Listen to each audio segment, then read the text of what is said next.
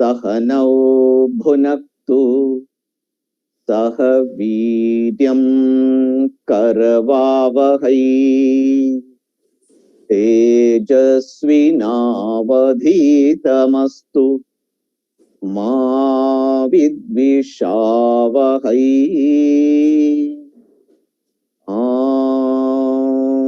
शान्ति शान्ति शान्तिः. Namaste. I am Dr. Manoj Chandrasekharan, Marmmayogi Ayurveda Hospital, India.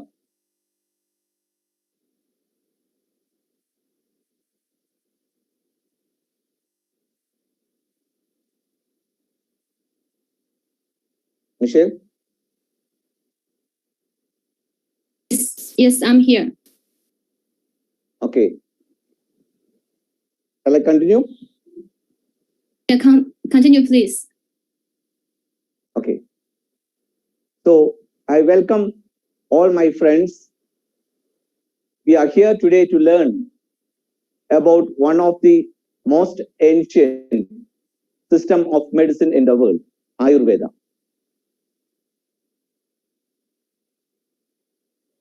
Do you need translation now? I'm translating spontaneously. You can go ahead. Okay. So would you please do the screen sharing also, so that it will be easy for me to go ahead.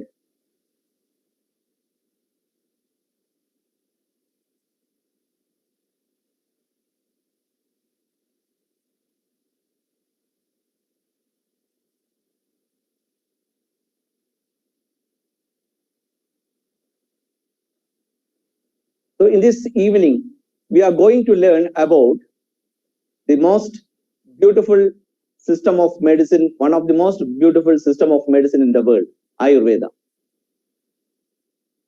Ayurveda means the science of life. It's more than 5,000 years old.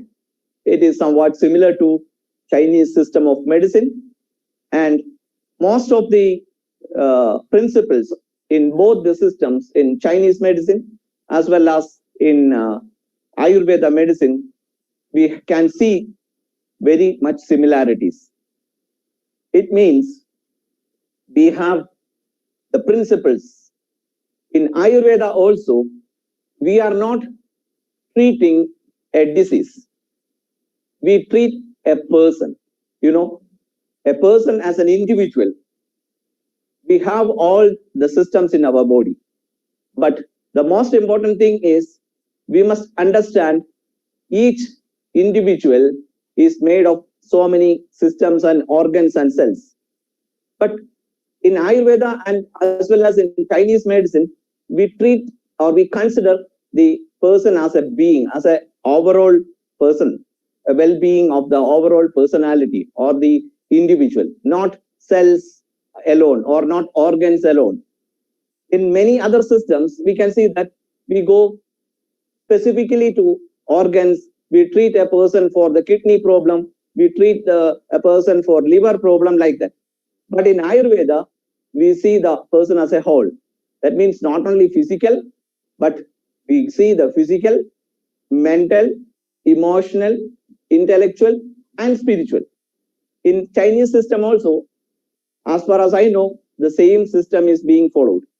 So it will be quite interesting for the people from China also to learn more about the principles of Ayurveda, so that it will be beneficiary for the well-being of our family at least. And we can work together to empower and to save the humanity from many of the chronic illnesses as well as infectious problems. So in Ayurveda, we go into the human body in different levels. As I told you, in the physical level, we have the organs and cells and all. But in mental level, we have the mind has a strong relationship with our body. So here we can see in this slide what it says is the science of life. Yes, The Ayurveda is the science of life, not only a method of treatment. So it is quite important to understand the life as a whole. So about the life, when we say, we have different levels of life, not only the physical level. In the physical level, we have all these organs and cells and all this. It is made of, in Ayurveda also, we say it as the srotas. So different dhadus, tissues, and even cells. That is quite important as a physical being. Of course, we have to take care of that. The food we eat, all the senses, what we receive, the climatic changes, everything affects our physical level in the superficial level. But apart from that, we have an energy level, prana. We call it the prana. So the prana is something which is subtle by nature, but it has a strong influence in our well-being to maintain our health. If the prana flows properly, if prana is functioning properly, most of the problems can be solved in that level. Then we go to the mental level. In the mental level, any mental impacts or any mental blocks which happens to our system in our mind, it affects our overall well-being and health. Then we go to the emotional level. Any emotional blocks. Suppose we get angry with someone. Definitely we know the anger, which is like a block. It happens in such a way that our organ system will be affected. Your enzyme secretion will be affected. Your endocrine system will be affected. So what happens? Our health will be affected, and over a period of time, we will be in different types of health issues. Then comes the intellectual level. Every animal got their own way of intelligence, but in a human being, it is maximum evolved. We call it the superior intellectual animals. Among the animals, we are more intellectually efficient or developed. But it may not be same for every aspect. Some animals are much evolved in certain aspects, but in human being, we have the intellectual development in different ways. So intellectual health is also very important for maintaining the health. Next, come to the spiritual level. As we know, we are the part of the macrocosm. The macrocosm is the universal energy we call. In Ayurveda, we call it the Brahman. That is the universal energy. We are a part of, or we are a reflection of that macrocosm. We are microcosm. We call Jivatman.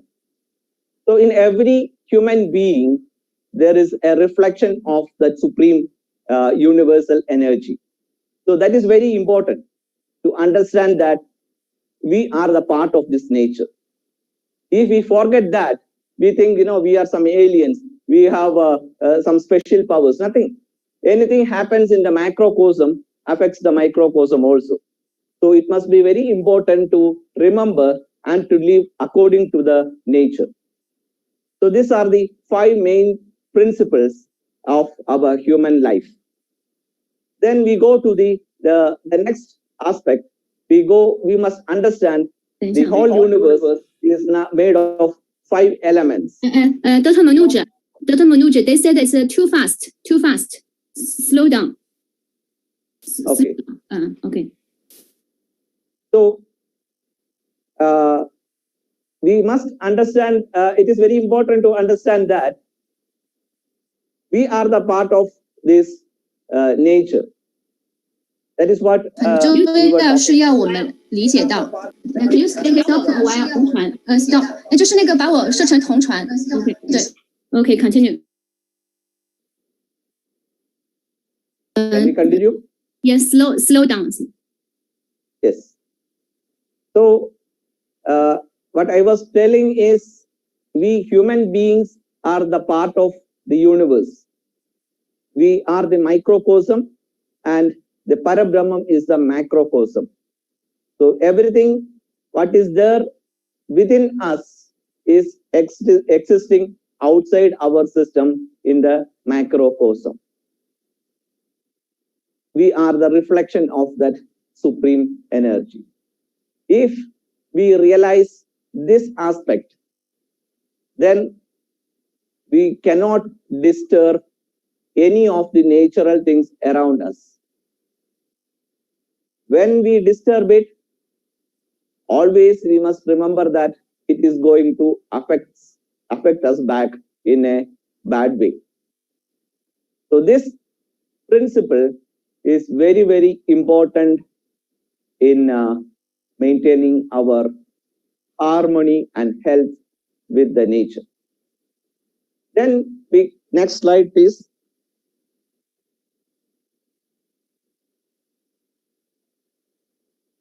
Can we go to the next slide? Yeah. So here, the previous slide, here we are going to see a little bit about the history of Ayurveda, how the Ayurveda evolved. As we know, it is one of the very ancient system, at least 5,000 years ago, when human beings started their social life. When we were like nomads, when we wandering in the forest, many of us had, our ancestors had no such health issues, because wherever they get food, they eat it. Sometimes they may not get food. So they were starving. Like that, they were living in the forest happily for many years. Later, it developed into the social life. The people started grouping together, living together in the tribal way.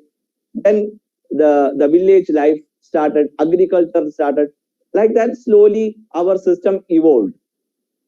We became village people. Then it became city life. Then now cosmopolitan life. Like that, it is slowly evolved into the present situation. What happens when it comes like this? Initially, there was no disease, but when we start accumulating things, it started developing diseases. Then these groups, when it started developing diseases, some of the great saints, they became very unhappy about the problems what human beings are facing. They grouped together under a great saint, and they discussed about the health issues happening around us, and later they started developing the science of Ayurveda. Most of the knowledge is started writing in the form of Vedas.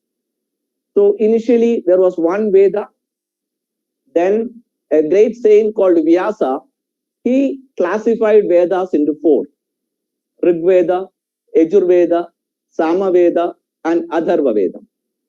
And most of the health matters, it is mentioned in the Atharva Veda. Atharva Veda is the one of the Veda in which Ayurveda, the science of life, is mostly grouped or written. Then his disciples, there were many other great rishis or saints or yogis. They started learning each part of this health issues. Some started learning about the general medicine. Some started learning about the pediatrics, the children related issues. Some started studying about toxicology, and they all started writing their own interpretations and their findings. And later all these became different samhitas. So after the Vedic period, it becomes a samhita period, Karaka Samhita, which is mainly mentioning about general medicine. Sushruta Samhita, mainly about surgery and related things. Then comes Atraya Samhita, there is one of the beginning, one of the first Samhita. Then comes Bela Samhita. Then comes Ravana Samhita. There are so many Samhitas later developed, which is meant for different subjects. After the Samhita period comes the Sangraha Ashtanga Sangraha is a compilation of different, all the books. It's a compilation. So the different studies grouped together to form a book called Ashtanga Sangraha and later Ashtanga Hridaya. So this is somehow the history, the chronology of developing the science. So starting from 5,000 years ago until the AD 200, 300, the Samhitas and all were written. Then there were so many different, from different parts of the world, knowledge flows into this and it more and more developed. When I study the history, you can see that. Hold on， 这个中文现在太卡吗？还卡吗？中文会卡吗 ？Yes, because they said the translation is kind of stuck， 很卡吗？现在有一点卡。那我就是用，就是不用同传，还是怎么样 ？Can I continue? OK。行，我试一下不用同传。OK， Shall I continue? 因为我刚刚用的是那个翻译的通道，我现在那个关一下啊，大家稍等。等一下啊。Okay, so now I was talking about 抱歉啊。the Samhita and later the 现在可以吗？现在清楚吗？现在声音可以吗？ Okay, so we come to the point that 现在可以是吧？那我就不用那个同传通道了，我刚用的是同传通道。OK， 好，现在可以啊。Oh yeah, continue. Yeah, please and please. Okay, so we were talking about the history of Ayurveda, how science evolved. So now we change it. We don't use the translate spontaneously. So can you just stop when you say something? Then you stop a while. I can translate for you. So after every sentence, I have to stop. Yeah. Because for the spontaneous translation, there's some problem. It's very stuck. Okay. Fine. Okay. Yeah. Go ahead. So we were talking about the history of Ayurveda. 我们刚刚讲的是阿育吠陀的历史。Now we go for the basic principles of Ayurveda. Next slide, please. 现在来讲一下阿育吠陀的一些基本的概念、基本的原则。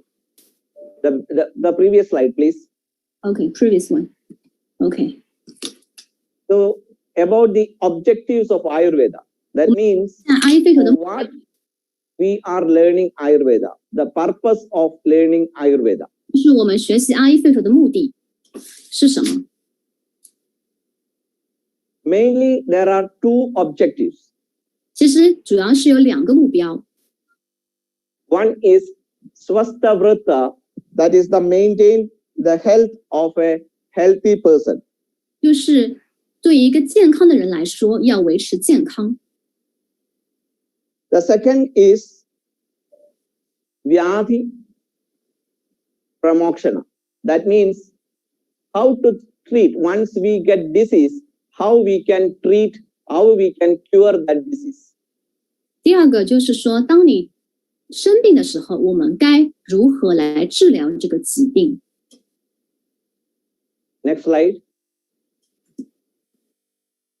Now we see the basic principle of Ayurveda. From here, it is very, very important to understand this science.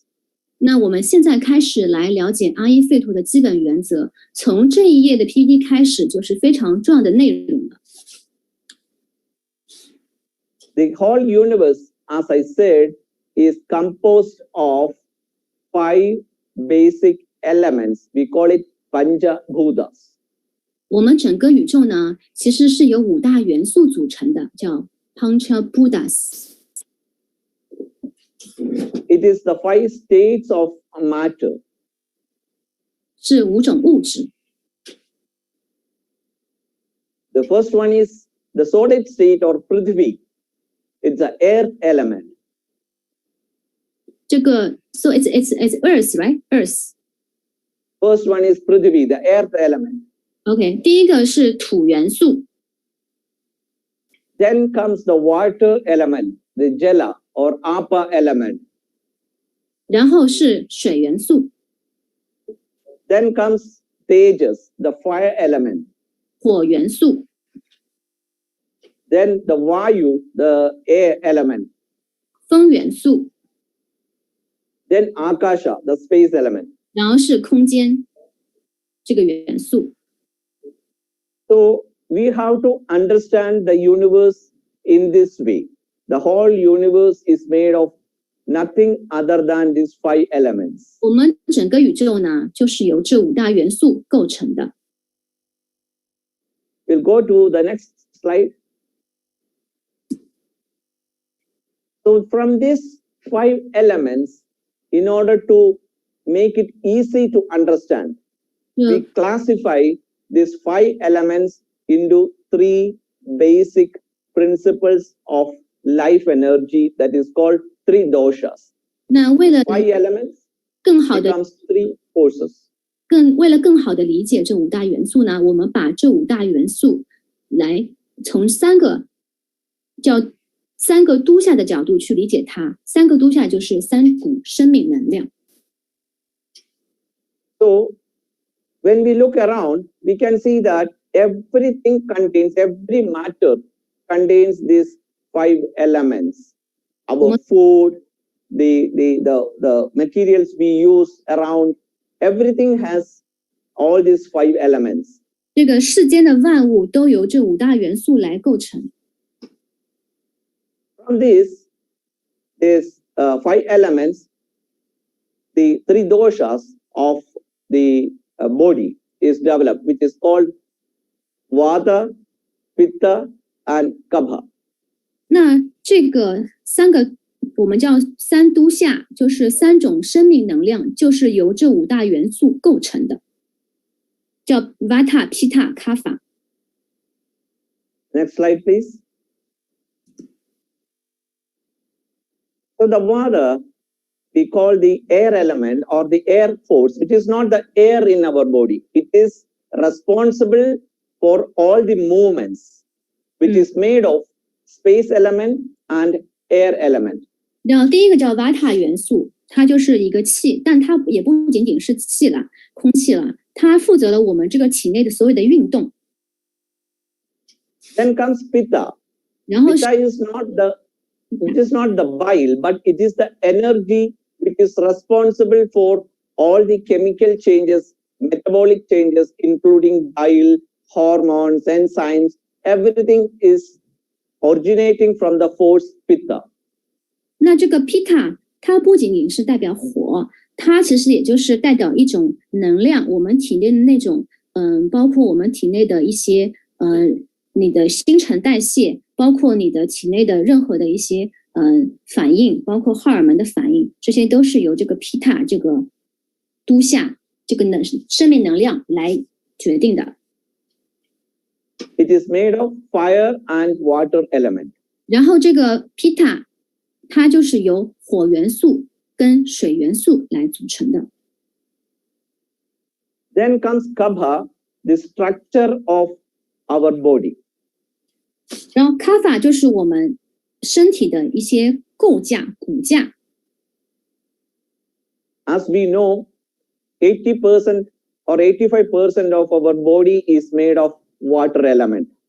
我们知道，我们身体85%都是由水元素构成的。So, which is responsible for the development, strength, and also the energy, which is responsible for binding us together. 那这个水元素呢，就是我们就是人体的一些就是任何一些东西的发展，一些连接结合，这些功能啊，都是由这个水元素来影响的。Now from here we see only these 3 doshas, not the 5 elements when we study Ayurveda. 那我们就是从这里开始呢，我们阿育吠陀的基本概念就是从这个3个都夏3种生命能量开始的。So 3 doshas, the Vata, the Pitta, and the Kapha, when these 3 forces exist in harmony, in balance, we call that person is healthy. 那这3股生命能量 Vata、Pitta 跟 Kapha， 如果这3种能量处于平衡的状态，我们就称之为健康。If these 3 doshas then combined within various ratios to form different tissues in our body. 那这个3股生命能量它的不同比例的一个结合，就产生了我们身体的一些组织，也是由这3种能量用不同的一个比例，它的一个结合产生的。Then the next thing is the mala, the waste products. 然后另外一个就讲到一个 mala， 就是我们的一些就是怎么毒素吧，体内的废物。So the human body is made of 3 things. Now we call it the dosha, the basic forces, dhatu, the tissues, and mala, the metabolic waste. 那我们的人类的其实身体组织由3个部分组成，一个就是3都夏三股生命能量，它非常的一个基本，然后就是叫 Tadus 就是我们身体的一些组织，那最后一个就是叫 Mala 就是我们这个新陈代谢后产生的一些毒素跟排泄物。Next slide, please.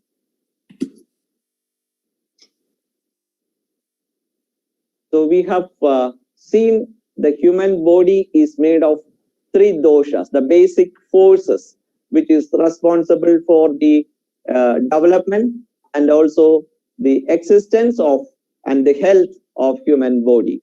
So first we see the Vata. 所以说我们可以看到我们的一个生命其实就是由这3股生命能量构成的。Yes, go ahead. So as we know, it is made of the space element and air element and is responsible for all the movements in our body. 那我们先来看第一股生命能量叫 Vata 它是由一个空间跟风元素构成的，那它主要的作用就是我们身体的所有的动态运动活动都是由这个 Vata 来影响的。Yes. We can say that it is the vital energy responsible for all the movements like breathing, the heart beating, the circulation of blood in our body, the movement of the food when we eat down. All these things are under the control of Vata. 那我们可以来说，那我们身体的所有的运动都是由这个 Vata 元素所影响的，包括我们的呼吸、我们的心跳、我们的血液循环，包括我们食物从我们吃下去一直就是它会到不同的地方，它都是由这个 Vata 的元素这个生命能量所影响的。Then comes Pitta, which is the fire element we call, which is responsible for all the chemical changes happens in our body.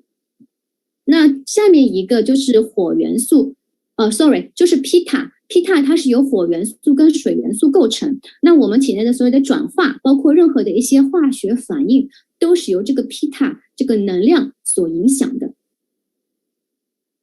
So the food we eat will get digested in our stomach due to the effect of Pitta.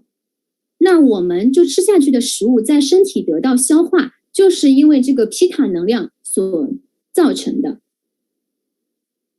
The food we eat digested and getting absorbed to the blood with the help of Pitta. 那同样，当我们食物消化之后，吸收了之后，它循环到血液当中，它也是因为这个 Pitta 所作用的。And the assimilated nutrients getting digested in our tissues is due to Pitta. 包括呢，我们身体的组织，它来吸收营养，也是由我们这个 Pitta 能量的作用导致的。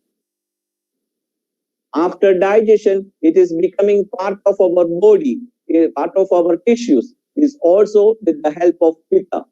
那当我们食物得到消化之后，成为我们身体的一部分，我们组织的一部分，也是因为这个 Pitta 的能量的作用。Then we go to the third dosha, the force behind our strength or our development, our structure is Kapha. 那我们现在来看第三股生命能量卡法，包括我们的一些我们那个身体的一些力量，我们这个身体的发展，我们的骨架结构都是由这个卡法能量所作用的。So the food what we eat, as we know, made of 5 elements, it is getting absorbed to our body and it is becoming a part of our body. That body structure, the bones, the tissues, the blood vessels, muscles, everything is a part of or is basically made of Kapha. 那我们吃下去的食物之后，经过消化成为身体的一部分，尤其是一些身体的结构，比如说我们的一个骨头，我们的一些组织，身体内的组织，包括我们的血管、肌肉的一个形成，都是受这个卡法的能量所作用导致的。So the structural unit or structural force is Kapha. The conversion, the digestion is because of Pitta, and the movement of the forces or movement of these materials is due to the power of Vata. If these 3 forces works together in harmony, that state is called health. 那就是刚刚提到了，我们那个卡法就是身体的一些结构，就是卡法。那个我们身体的一些消化的功能，就是受 Pitta 影响。那我们身体的一些运动活动是受 Vata 能量的影响。那当这3股能量、生命能量能够很和谐的在一起的时候，那这就是一种健康的状态。If any of these forces loses its power or it is reducing its energy or reducing its effect, then there won't be proper metabolism happens. If it increase, it affects overdevelopment or overthings. So both are not good. Our body should go in a balanced way. 那就是这3股能量，如果其中的任何一种能量，它就变得这个能量变得低了，那或者说它的能量变得太高了，它都不是特别好，它都会对我们健康产生影响。For example, if fire element increase, it results in many of the hyperacidic problems, like there will be acidity developing, ulcers, then heartburn, that sort of high fire problems, fire problems happens in our body. 那比如说我们那个 Pitta 很高的时候，那会发生什么？我们就很容易发生一些就我们体内的酸性就会增加，会导致什么？比如说我们这个就是心脏会有那种灼热感，然后我们口腔会有一些溃疡，就身体会有一些内热。If fire is less, then the food we eat will not digest properly. It becomes toxin. 那如果这个Pitta 能量很低的话，那我们吃进去的食物就很难得到消化。If Pitta is not functioning in the tissues, the proper development of tissues will not happen. 那如果我们在那个身体组织的一个Pitta 这个能量它降低的话，那我们的身体组织它就得不到更好的发展。Similarly, with other doshas, if Kapha is increased, then there will be more development of obesity, too much of growth in the body. Too much what? Too much of growth, like tumors, like that sort of hyper development happens, obesity. Okay, I got it. 就是说，如果说我们的卡法这个能量太高的话，会产生什么问题呢？就会产生，你就会肥胖，过度的肥胖，或者说身体的有些东西，比如说你就会产生肿瘤，因为它这个能量太高了，这个 kapha 的能量。If kapha is less, the person become very lean, very unhealthy, not having enough immunity. Everything will be developed if there is little kapha. 那如果你身体的一个 kapha 的能量变低的话，你会发生什么呢？你就容易变得消瘦，然后你的身体的免疫系统它就会变得免疫力会变得很弱，就不太会很健康的状态。If vata increases, there will be a lot of hyper movements in the body. Your blood pressure may increase, your system will become very dry, then you feel very tired if there is over action of vata. 那如果说你身体的那个 vata 的一个能量过高，会发生什么呢？就是说你的就是运动过度，那你的相应的你身体的就是血压可能会升高，然后你的身体系统会变得非常的干涩，那你人的话就容易比较疲劳。If vata decreases, then so many diseases which may result from the improper movement. The tissues will not get proper nutrition. The movement of the nutrients will not happen properly. It accumulates, and that sort of diseases develop due to the improper movement of our nutrients. 那如果说你身体的一个 vata 的能量过低呢，那它的一个身体的一个运动就变得很少，那就是说你的一个身体组织就不能够足够的吸收到一些营养，所以呢也会产生一些问题。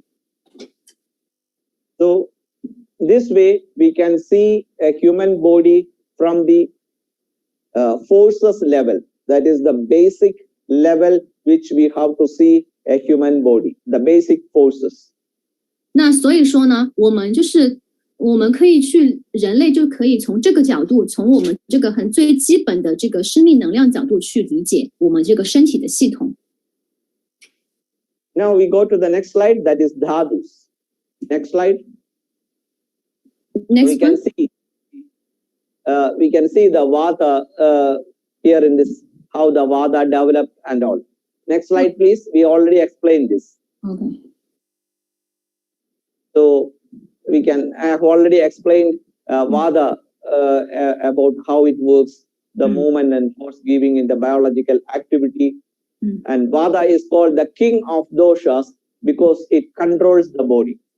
那因为就是刚刚我们已经解释过了，大家再复习一下，这个 vata 它是由空间和风元素来构成的。那另外它的主要的作用就是一个运动、一个活动的作用，支配所有的生物的活动。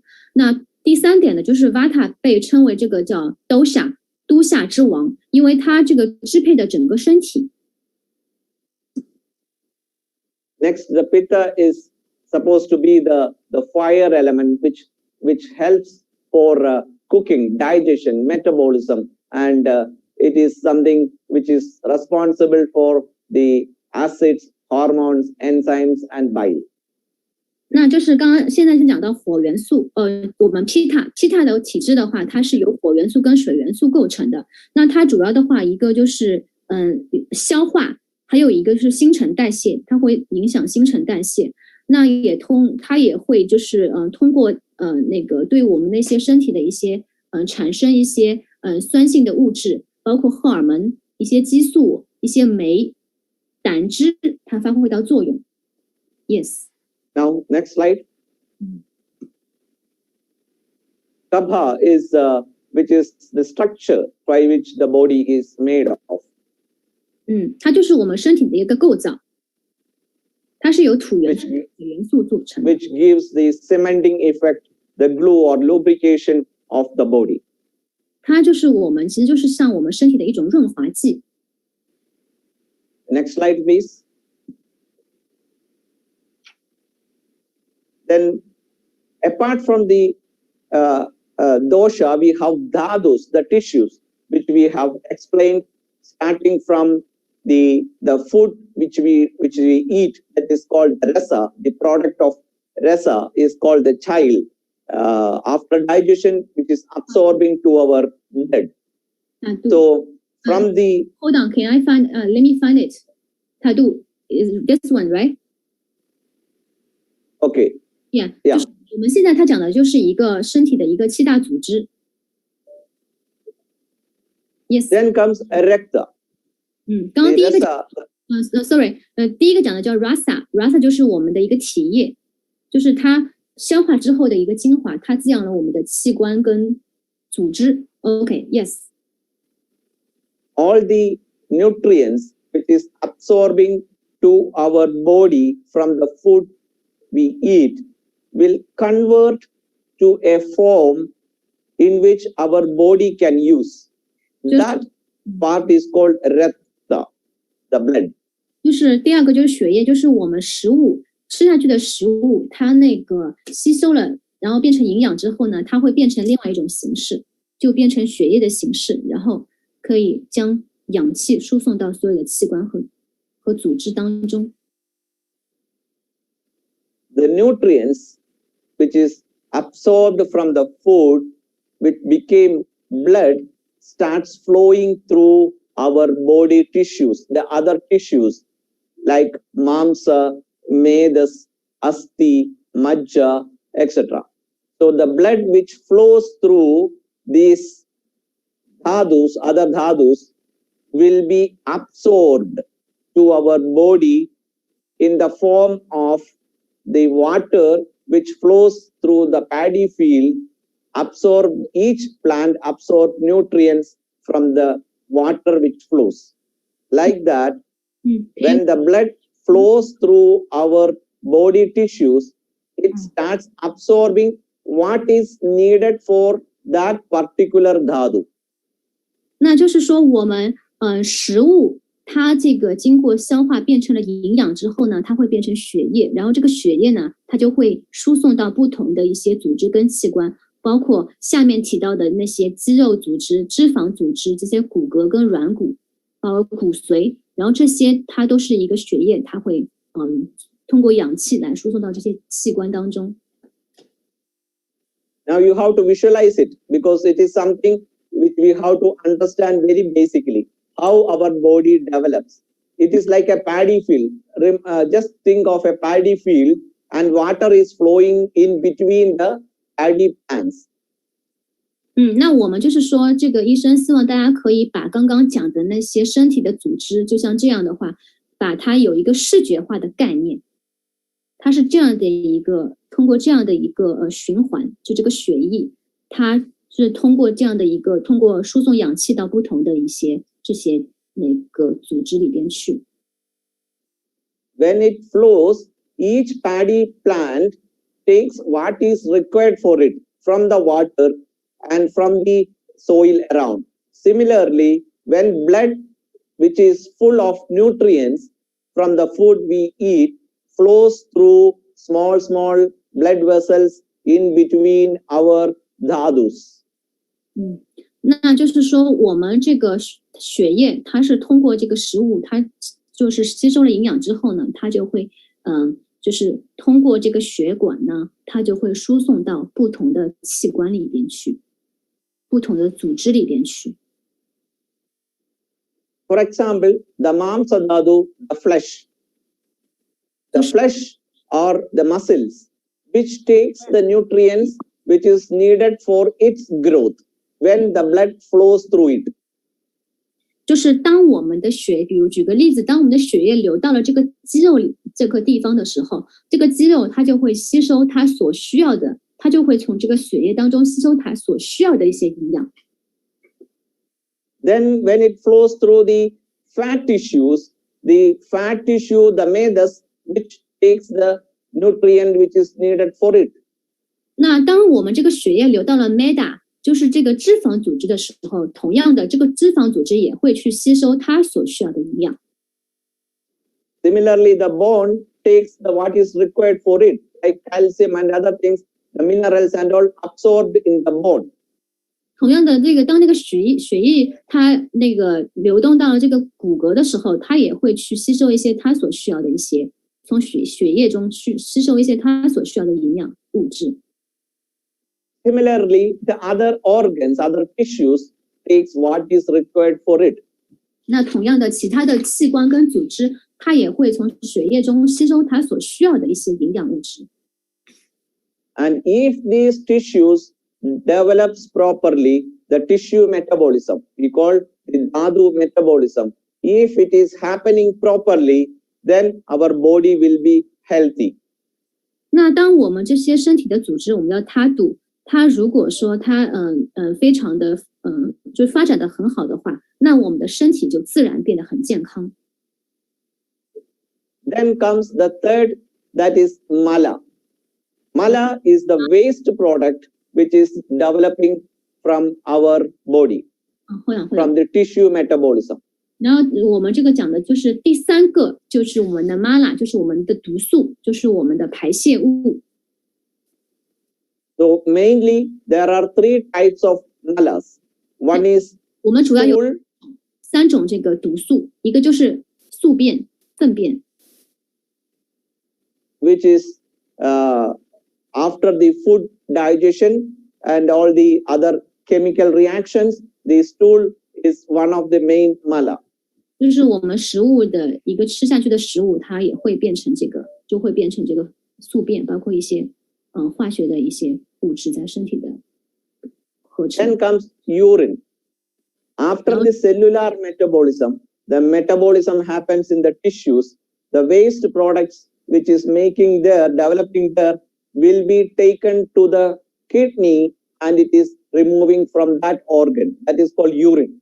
那就是我们身体的一些这个就是毒素啊，它通过这个这个肾脏排出的一些毒素，包括一些物质，就是通过尿液排出来的。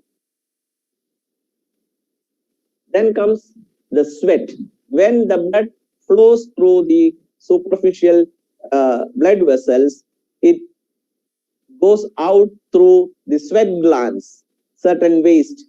That is called the sweta or sweat. 那就是还有一些毒素，它是通过一些血管，它血液当中排出来的，就叫这个汗液。 If these three, mainly these three waste materials are properly eliminating from our body continuously, then our body will be healthy.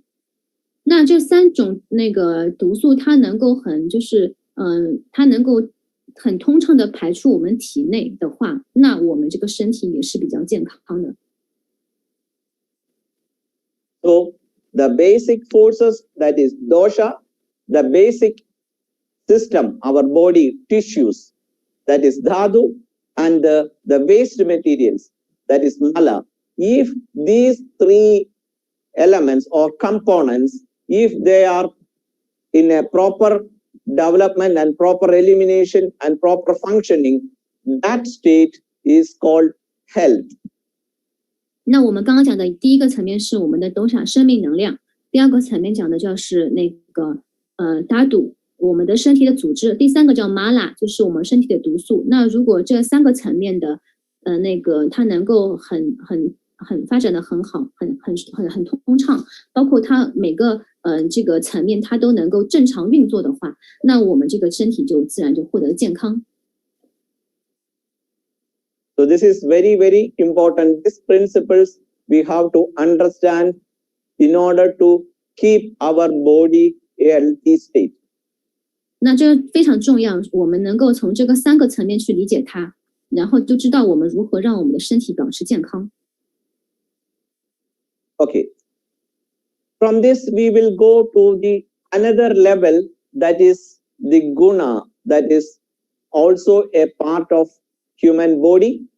I think 3-4 slides before, 3 gunas, sattva, rajas, and tamas. Let me find it. Okay, is this from here? Yeah. Okay. 那 So, 现在我们要讲的就是叫3种属性，叫 three gunas。 we have physical level, we have mental level, we have energy level, we have emotional level, we have intellectual level. a human body is made of these 5 levels plus the universal energy called Brahman. 就是说我们身体它是有很多层面，由身体的层面、心智的层面、能量的层面、情绪的层面、理智的层面，还有我们这个宇宙的层面，我们叫大梵天，在这个体系当中这些层面。So now we have explained the first part, that is a physical level, that is dosha, dhatu and mala. Now we go for 那我们刚刚已经解释了，我们从身体层面来解释了，我们有dosha 道下，还有我们那个叫dhatu组织，还有刚刚讲的一个 mala 毒素，这个是我们身体层面来解释的。Now we go for the mental level and energy level, that is 3 guna, that is sattva, rajas and tamas. 那我们现在呢，从我们的心智层面跟能量层面来解读，它其实是有3种属性，一个叫sattva 悦性，一个叫 rajas 变性，还有一个叫 tamas 惰性。So sattva is a state of mind in which we feel happy, harmonious, and in a state of peace, tranquility. That state of mental status, that mind stage is known as sattva guna. 那就是说，我们先讲一个叫 sattva 悦性能量，就是它的特点就是很和谐，然后很平静，然后很善良，这个就是我们这个悦性能量的一些特征。Then rajas. Rajas is a state of activity, actions. You are aggressive, you are working, you are anxious, you are very enthusiastic to do things. That state of mind is called rajas. 那第二种叫变性能量，它就是所有的活动很活跃，然后你就是非常的一个就是说你很有热情，包括你的一些叫焦虑等等，这些都是由这个 rajas 变性能量所引起的，或者说它的特征。Then comes tamas. Tamas is a state of lethargy, dullness, sleepy. You are tired. That state is called tamas. 那第3种属性叫 tamas， 叫惰性。那惰性的话，就是说你会有哪些特征呢？你会觉得很懒惰、很累，然后很迟钝等等，不活跃，都是这个惰性的一个特征。So these 3 gunas involves in our mental, psychological, and emotional balancing. 那就是这个3种属性呢，它就影响了我们刚刚讲的，心智的层面、能量的层面跟情绪的层面。So if these 3 gunas in a balanced state, we need these 3 gunas in our life. We need that harmonious, happy, tranquility and all. We need also action. We need to work. We have to act. We have to be aggressive. That state also is needed. And at certain point of time, we need sleep. We need tired. Our body has to sleep. So these 3 qualities are required in our body in a proper balance. 那这3种属性呢，其实很重要，因为我们的身体它需要，就是和谐的时候，然后呢，很平静的时候。那同样，当我们工作的时候呢，我们就需要很多的动力，那也就是我们这个变性能量。那同时呢，我们身体也需要睡眠，那睡眠也就是我们这个惰性能量所导致的。所以这3种能量在我们身体里都很重要。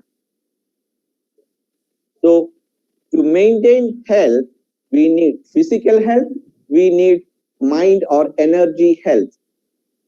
那所以说，那个从我们健康层面来说，我们不仅仅要身体层面的健康，我们也要心智层面、能量层面、情绪层面的健康。Fine. We will go to the next slide. We will go to Prakriti. 下面呢， Prakriti, 我们来讲体质 Prakriti。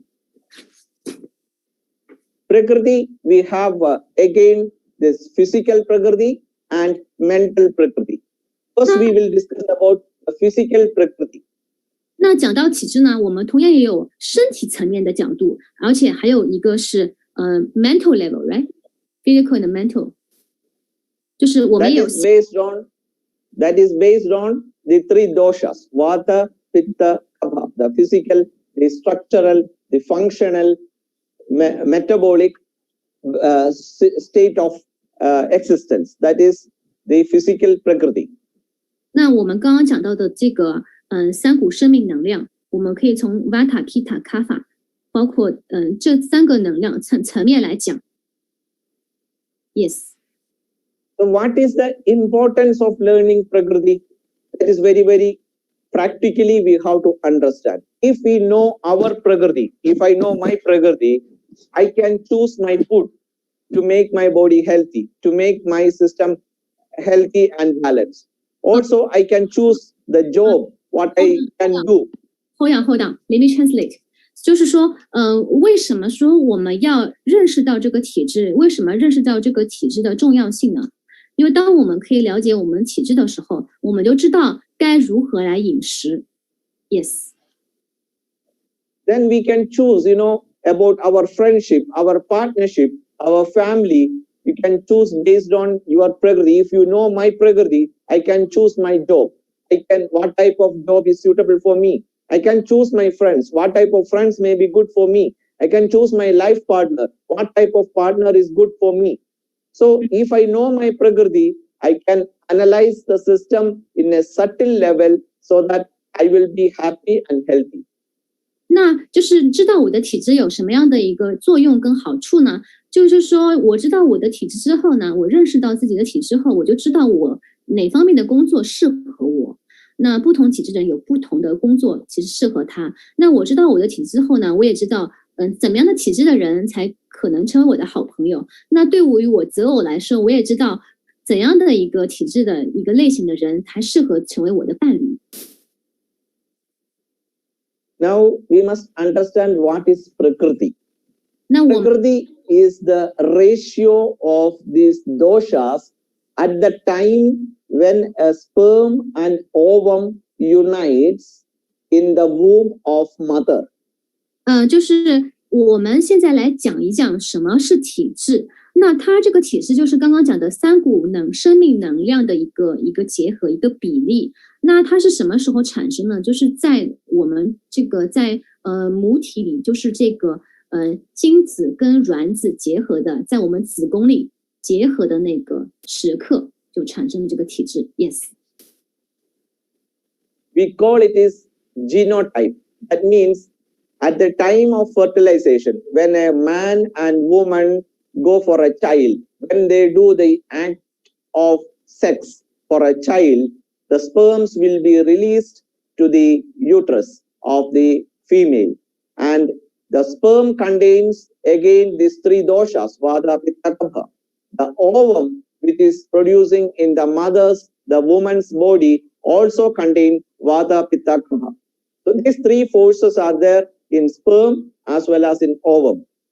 那就是刚刚讲的这个体质，它就是形成的过程，它有一个时刻叫 G-note 这个时刻。那它就是也就是在我们那个子宫里边，精子跟卵子它们结合受精，然后产生了一个就是我们就是出生产生了生命的那个时刻，就叫 G-note 的时刻。那在我们那个精子里边，它也会有这个 Vata、Pitta 这三股生命能量。在我们那个卵子里边也会有那个 Vata、Pitta、Kapha 这三种生命能量。So when the sperm and ovum fuse, unites together to form the next baby, or we call the fetus, this ratio in these two, ovum and sperms, when they unite to form a new ratio. Suppose 20% Vata in father's sperm and 30% Vata in mother's ovum. When it unites, the fetus, it becomes 50% Vata. So 30 plus 20 unites to form Vata. Like that, the other also will combine to form a particular ratio in the fetus, in the baby's body. 那就是这个怎么产生呢？就比如说，在精子里边，比如说它那个瓦塔有20%的比例，那然后在那个女性的卵子里，它这个瓦塔有30%的比例，那它们一结合的话，就产生了一个婴儿，它那个胎盘里边的瓦塔就变成了50%的比例，那其他的元素也会是同样的道理来这个结合。来形成那个它这个瓦塔替它的一个生命能量。Similarly, the pitta and the kapha, when it unites, it forms a resultant ratio in the fetus or in the baby's body.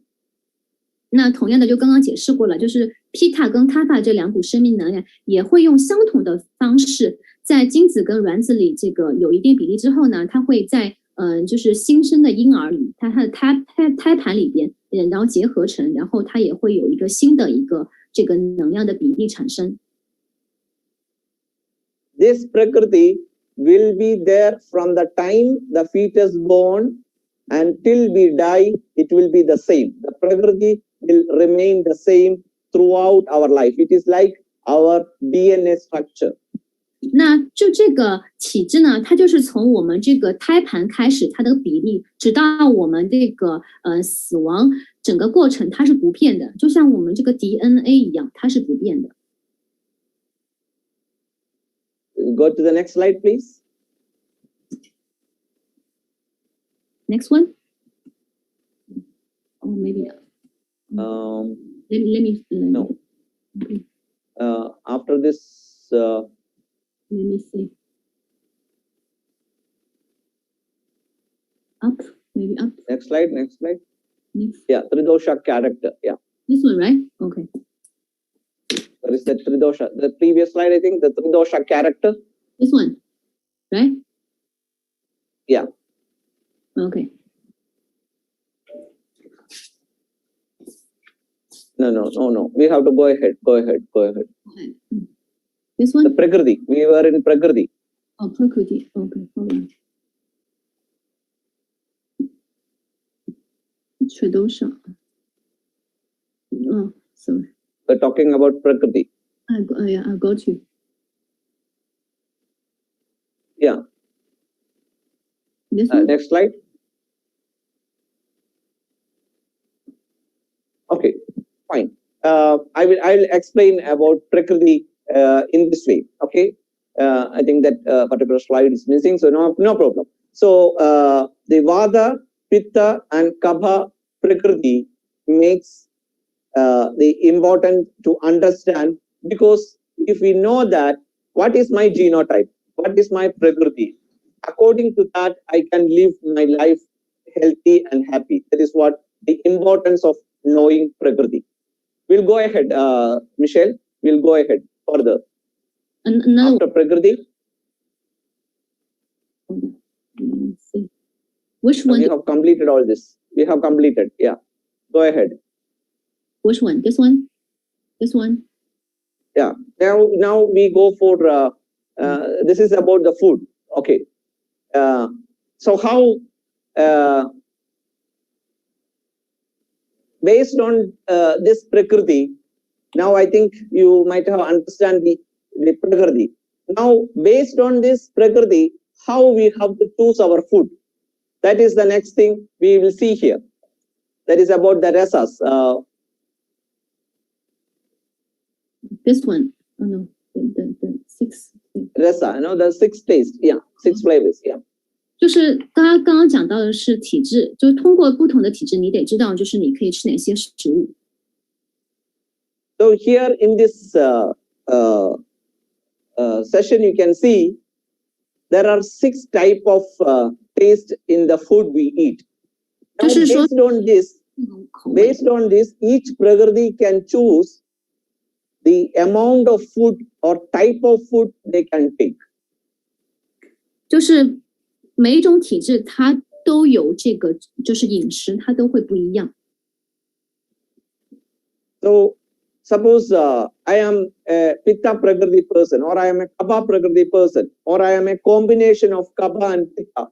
What type of food I can choose based on the taste or the flavors of the food. The first one is the sweet taste. OK， 就是那个根据我不同的体质，有些人他可能是 Pitta， 有些人是 Vata， 或者有些人是 Pitta Vata 这样相结合的体质。那不同的体质呢，它有就是自己适合的口味。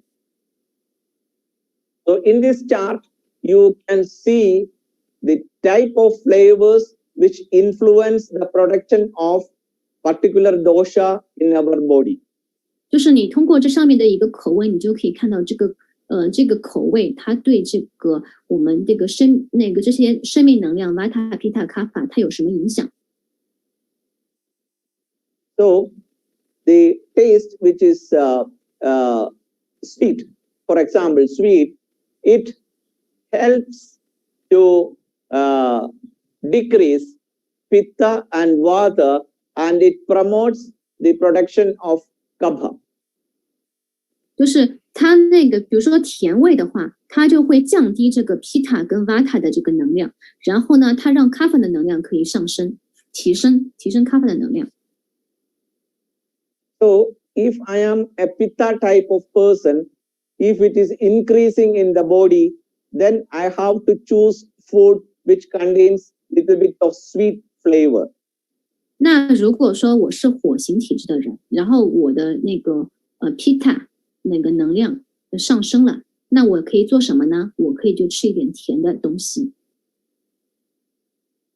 So if I understood that my Pitta is increasing, if the balancing is disturbed from the symptoms like hyperacidity, I feel heartburn and all, then I have to understand, okay, my Pitta is increasing. So I have to cool it down with the help of little bit of sweet taste. I can take sweet food, little bit of sweet flavored food, so that the Pitta goes down and I feel healthy. 那就比如说那个我身体有什么反应，比如说哎呀我的心脏这边有一些燥热，然后我感觉有一些反酸，有一些那这个时候呢我就知道了，哦，我身体的一个火星的能量提升了。那这个时候可以怎么做呢？我可以吃一点有甜味的一个食物来降低火性能量。If the Kapha is increasing, for example, I am getting more mucus in my body, I have getting my body weight is increasing, the cholesterol level is increasing. Like that, if it happens in my body, it says that the Kapha is increasing. It is getting imbalanced. So I must reduce the food which contains sweet, because it is something increasing. The sweet taste increases Kapha in the body. So the people who suffer from high Kapha problems or Kapha increased difficulties, then you have to reduce the intake of sweet food in your diet. 那如果是我是 Kapha 体质的人呢，那我发现了，或者说我的 Kapha 的能量很高的时候，你的身体会有哪些反应呢？你就会有很多的痰，然后你的体重会发现你就是会变胖了，你的胆固醇那个指标上升了，这些都是你的身体内的 Kapha 的能量增加的一个表现。那你该怎么做呢？这个时候你就可以有意识的让自己少吃一些甜味的食物。Suppose my body is having the symptoms like my body weight is increasing and my appetite is going down. My body weight is increasing and my appetite is going down. That means your Pitta is going down. So what we have to do, then we have to select the food. That means low Kapha food and the food which reduces Kapha, and also the food which is good for increasing Pitta. So then we have to choose the taste like salt and pungent. So if you take some food which contains the salt and a little bit of spicy, then naturally your appetite goes high, your food will get digest, the Kapha will go down and you will be healthy. 那就是说，当你发现你的身体的你的体重增加了，但是你的胃口变得更差的时候，然后这个时候呢，你的身体的一个 Pitta 的能量它就下降了。然后另外的话是你的so you mean, can I confirm with you? So when then you talk about Kapha, So when the weight you grow weight and the appetite is not good, the pitta energy goes down. The kapha is also reduced. Yes, if you take the salt and sour food, then the kapha goes down, pitta goes high, your appetite increase, and your system will be healthy. Is that clear? Yes, yes. 那然后呢？这个时候呢，就当你的那个体重增加、胃口变得差的时候，就其实你的那个火性能量是降低的。那个时候你该怎么办呢？你就可以吃一些偏咸的，还有或者说辛辣的食物。那这样的话会有什么好的作用呢？就是你可以让你身体的一个 kapha 的能量降低，那同时呢，你的火性的能量就那个上升了。Similarly, based on different symptoms your body shows, your health issues, we have to balance with this based on the principles of dosha. When a symptom develops, we have to understand which dosha is responsible for that symptom. 那就是说，我们这个身体的一些健康的一些很重要的一个因素，也是在于这三股生命能量，因为这三股生命能量都会在你身体的一些症状上，或者说病灶上反映出来，其实都是这三股生命能量造成的。Based on that, we can choose the food and also the medicines which we can do in our daily life without going to any hospital, without meeting any doctor. If you understand your prakriti, you can treat most of these health problems in your home itself. 那当你可以了解自己的体质的时候呢，你其实就知道如何来饮食，你也知道应该用什么样的药物。那其实你可以就是自己在居家就可以治疗很多的疾病。Another example, you are getting pain in your leg. Like in the night, when you go to sleep, your leg will get very shaky and there is some sort of pain developing in the leg at night, in the lower part of the leg with some sort of vibrations. It is due to vata. 那比如说呢，你那个晚上的时候，你发现你的腿就很疼，然后它可能就是会颤抖啊，然后就是很痛。那这个腿痛呢的原因呢，就是你身体的那个vata 的能量过高导致的。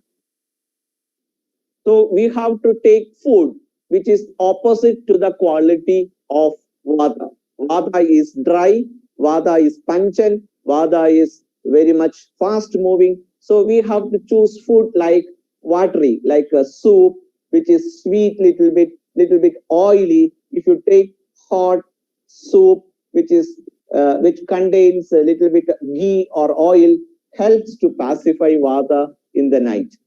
那该这个时候你知道了这个腿痛啊，是因为那个瓦塔能量太高的原因，那你要就是说怎么，因为瓦塔的它的一个特点就是那个干呐，然后就是它那个瓦塔的食物是辛辣的，所以你要吃跟它相反的食物，那就是应该是什么样的食物呢？你就可以吃稍微甜一点的，然后呢它是热的食物，那包括一些汤，然后里边有一些油，或者说你可以加一些 ghee， 你吃这些食物就可以降低这个 vata 的一个，就是对那个 vata 是有帮助的，可以降低 vata 能量，适合 vata 体质的食物。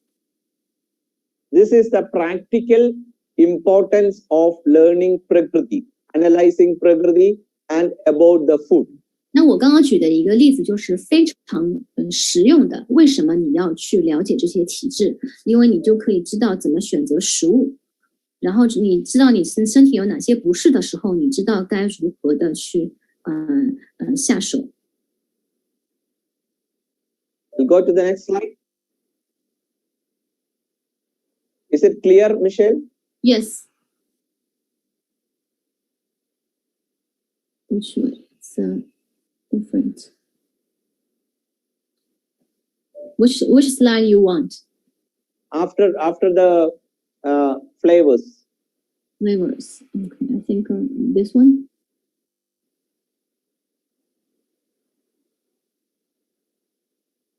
after flavor? After flavor, yeah, maybe you can explain from the physically, mentally level, emotional level. Well, I think that slide is missing. We're gonna put it later. Okay. What is the after this 6 flavors? Yeah, this one. Yeah, that we have already explained about dhadus. Next slide. Okay.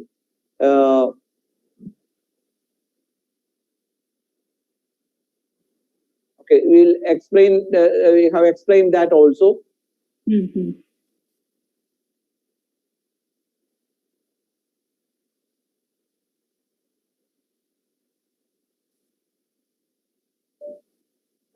have got towards the last part. Yes.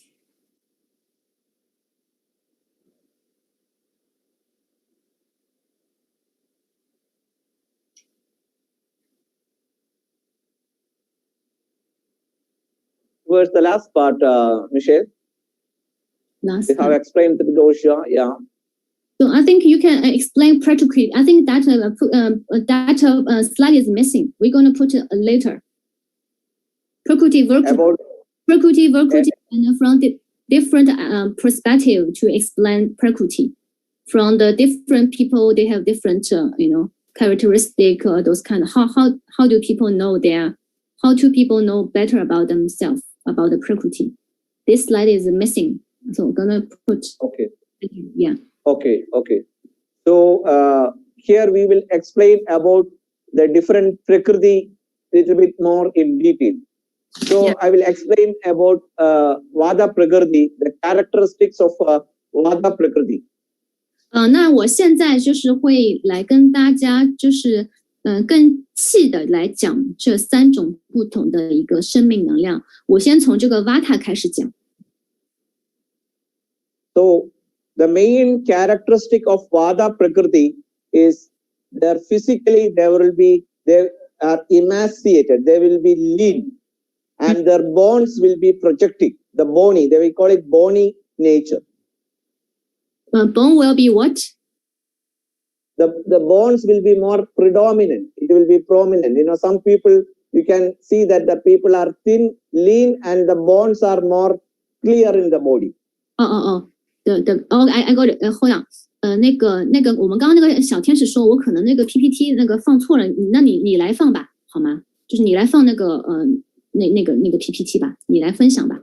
OK， 不好意思啊，就是他刚刚医生讲的就是说那个 Vata 体质的人，他的一个特点就是说他比较瘦，他的骨架 So you mean the bone is very obvious. Their skin will be dry. And with lots of cracks in it. There will be, you can see that there will be scales developing in the skin. 就是说这个Vata 那个生命的那个体质的人的一个特点就是一个他会很瘦，另外的话他皮肤很干，然后他的骨头的话就是他也不是很坚实的，他比较容易就是疏松啊这些。Then the Vata Prakriti people will be having less hair in the body. 那他这个 Vata 体质的人一般的毛发也会比较少，大家可以记录一下。我们也会有。This Vata type of people like to talk. They will be very funny. They want to dance. They want to sing music. That sort of nature they shows. 那这个 Vata 体质的人他非常那个健谈，然后他也很喜欢这个音乐。就从这个情感方面 ，So is this the right one, right? The right side? Yes, yeah. 因为我刚刚我们那个 PPT 修改过，然后我跟大家道个歉啊，我没有放了把修改过的那个我们现在的义工来分享一下。Most of the Vada people will be having, sleep disturbed. Their sleep will be very much disturbed. 那就是 Vata 的体质的人，他的睡眠很容易受到影响。Normally, they don't like to drink more water. They drink very little water. They like warm water. 那他们平时的喝的水也很少，他们喜欢喝温水。Then their thirst, their digestion. Most of the Vata people will be having very little appetite. Sometimes they feel very high appetite. Sometimes they will be very little appetite. Very light eaters they are. 那就是瓦塔体的人，有的时候他胃口很好，有的时候他胃口也不好。他其实总的来说胃口也不是特别好。Then their eyes will be normally very dark in color. 那他们的眼睛呢，它比较黑一点，就是那个可能是eyes. You mean that 就是他的那个眼睛，它就是应该是那个瞳孔吧，或者那个眼睛的瞳孔的颜色是偏暗的。And their teeth will be very irregular. Too much of teeth sometimes, irregular shape. Everything is due to Vata. 就他的有些人的牙齿它不是很整齐，它其实也是因为这个身体的一个 Vata 的能量所影响的。Their body temperature normally they feel cold. They don't like any cold weather. They don't like breeze. They feel very difficult in the cold weather. 然后他们其实很怕冷，他们不太喜欢很冷的一个环境。And they hardly sweat. Their body will be very little sweat. 他们这个就是不太会出汗，身体不太会出汗。Their body weight will be less. According to the height, normally the body weight will be in the lower side. 那他们的个子其实是蛮小的，小个子。Their body frame also will be small with more length. It will be more projected. 他们就是这个骨架什么都蛮小的，其实。Then when we go to the emotional level, their sex drive is sometimes more, sometimes less. Normally, their sex drive is in the lower side. 那总的来说，他们这个性欲就是从性欲角度，他们有的时候很高，有的时候很低。总而言之，他们这个性欲不是很强。Their interest will be varying, but normally they are fun-loving people, like music, dance, and movements, and that sort of things. 他们其实还是有一些艺术细胞，他们喜欢唱歌跳舞啊，喜欢这个找乐子啊。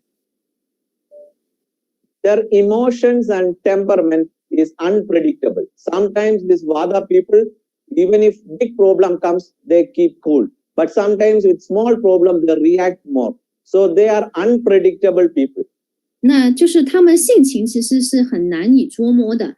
有时候他看起来好像很高兴，但是就是有的时候很小的问题，好像他对他也会产生很大的影响。有的时候很大的问题对他来说却问题不大，你就很难琢磨他的性情。Then, as I told you, their social relation, they like to have more friends. They always wanted to be with a group of people. They cannot sit alone.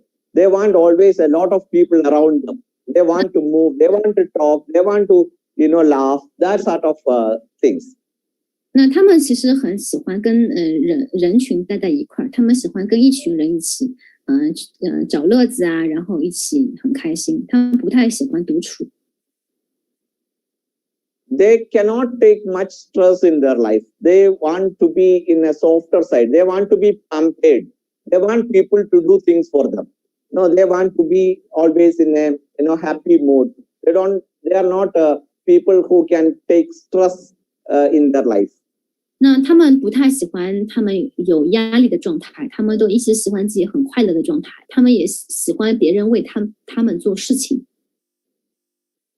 Then in their belief system, they are good believers. They like to believe in certain things and they want to follow in that way. It is comfortable for them.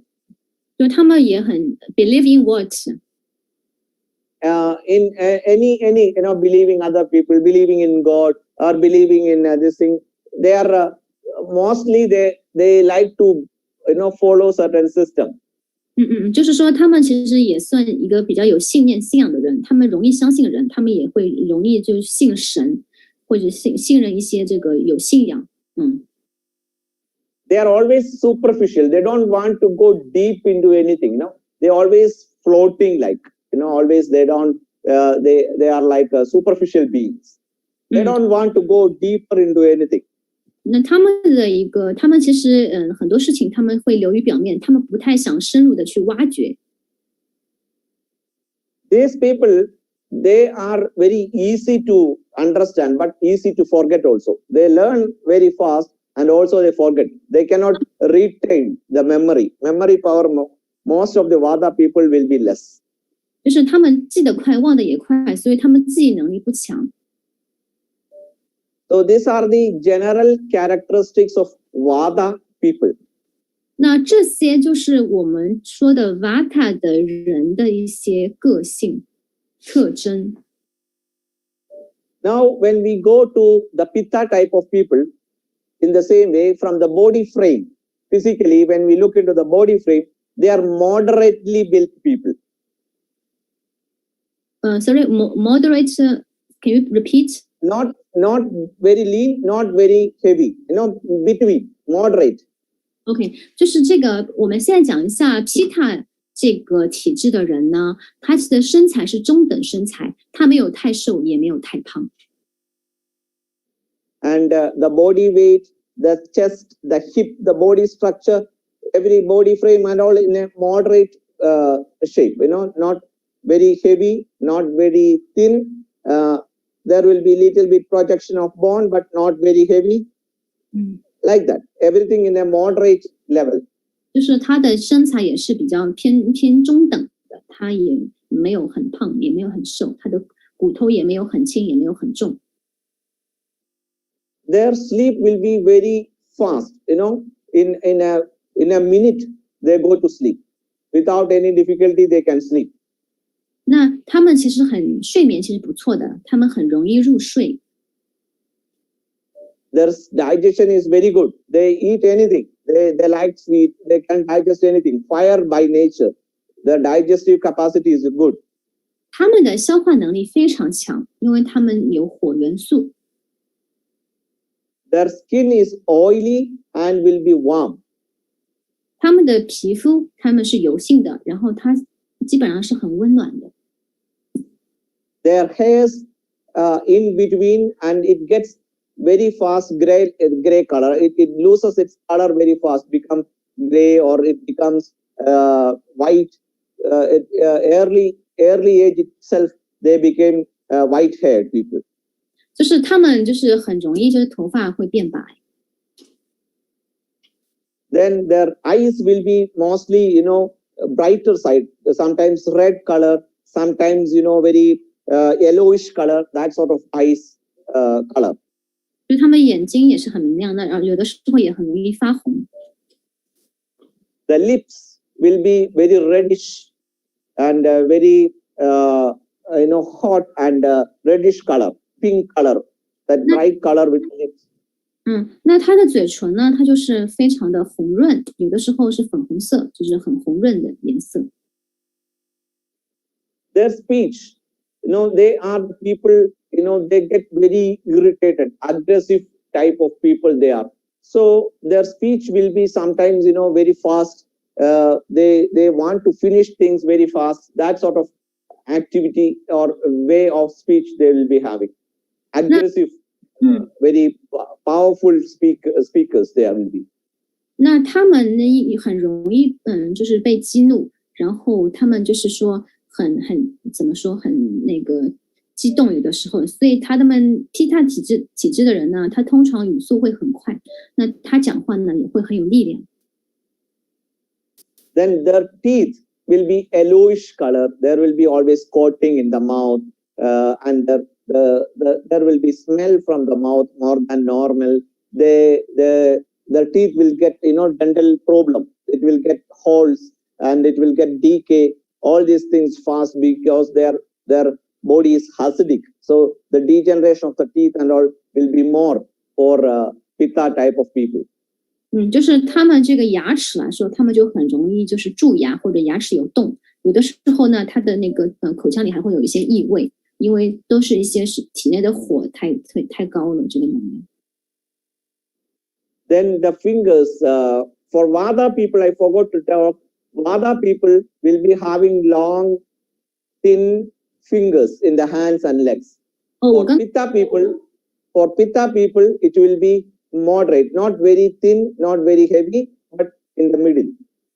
Middle, right？ 就是我刚刚忘讲了，讲到是手指，刚刚的那个 Vata 的人的手指，它是又细又长。那个 Pitta 呢，就是很中等的，它也没有很细，也没有很长。Yes. Then the temperature, they are very warm people. They are very hot. They sweat a lot. With the sweat will be having smell also. So that is about the temperature and perspiration.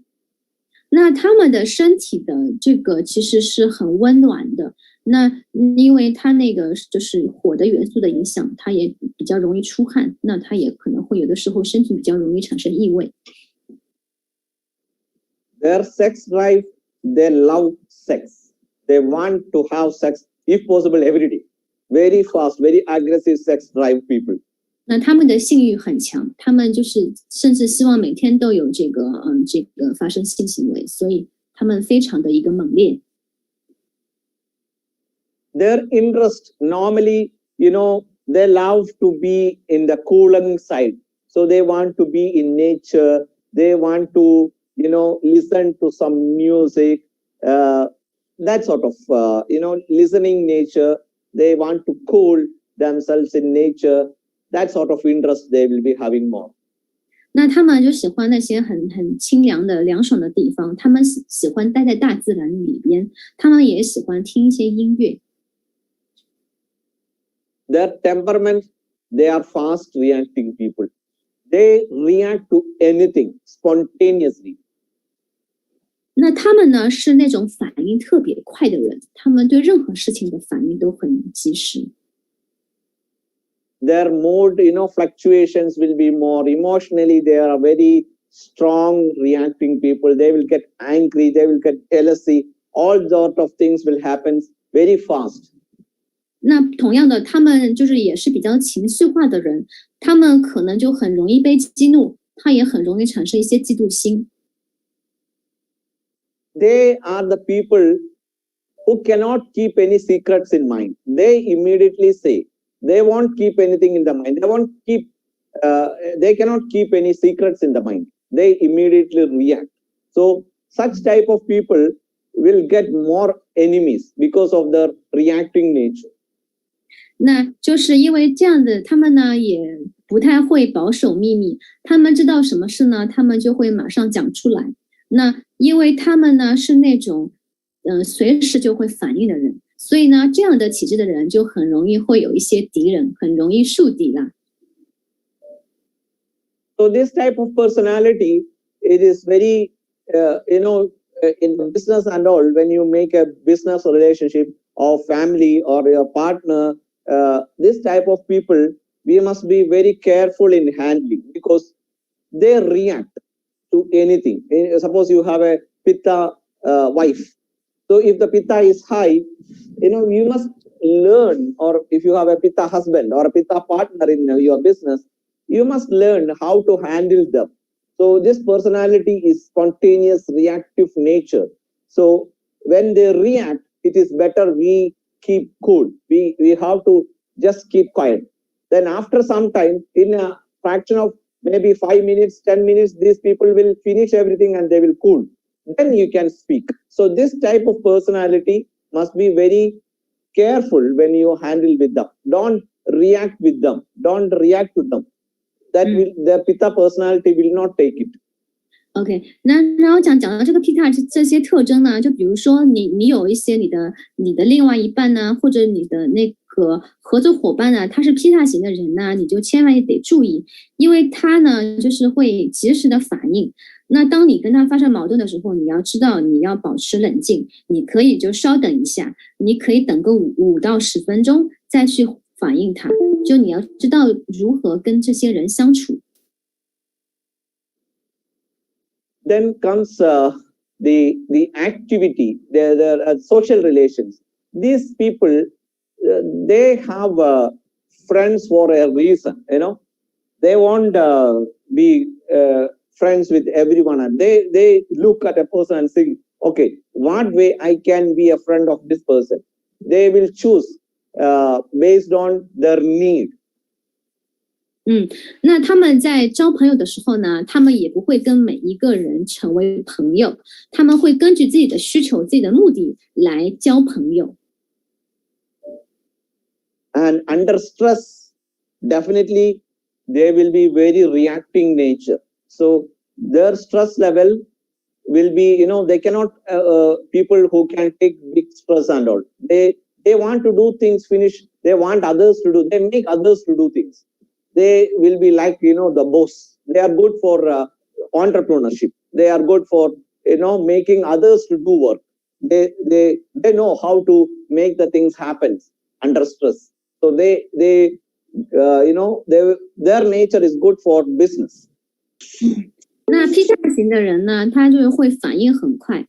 那他这做事情呢，就是说他会，就是说，也是他会就是说希望别人去做一些什么事情，他会让别人做一些事情，他就是有点这个老板的这种风格。那他其实呢，就是说很适合做，就是做创业，因为他们知道该如何把一些事情做好，他们很有动力。And normally these Pitta people are good believers. They go, at any extent to believe it, to make things do. So they look for a reason, everything. Okay, is there any logic behind it? Is there anything good in it? If it is beneficiary for me, if it is good for me, if it is beneficiary for me, if it makes something better for me, I will take it, or people will take it. 然后呢，他其实他自己也会有自己的一些这个就是说他做事情的话，他其实是蛮有逻辑的，蛮有想法的，思维蛮缜密的。他做一件事情，他会想到这件事情这个结果对我是不是有没有好处，他对我有什么样的好处，他才会做。These people are like perfectionists. They want to do things perfectly. So they want others also to do things like that. So if the others are not doing that way, they will get angry. They will get very aggressive. 那他们自己呢是一个完美主义者，那他同时呢，他希望别人也可以做到他的要求。那如果别人做不到他的要求，他就很容易生气发怒。Then about the learning type and memory, they are very aggressive learners. It may take some time for them to learn it, and their memory is good, moderately good, and they are very aggressive people to learn and do things. 他们这个 P 大型的人，他的学习能力特别强，他的记忆也不错，他就非常的渴望去学习东西。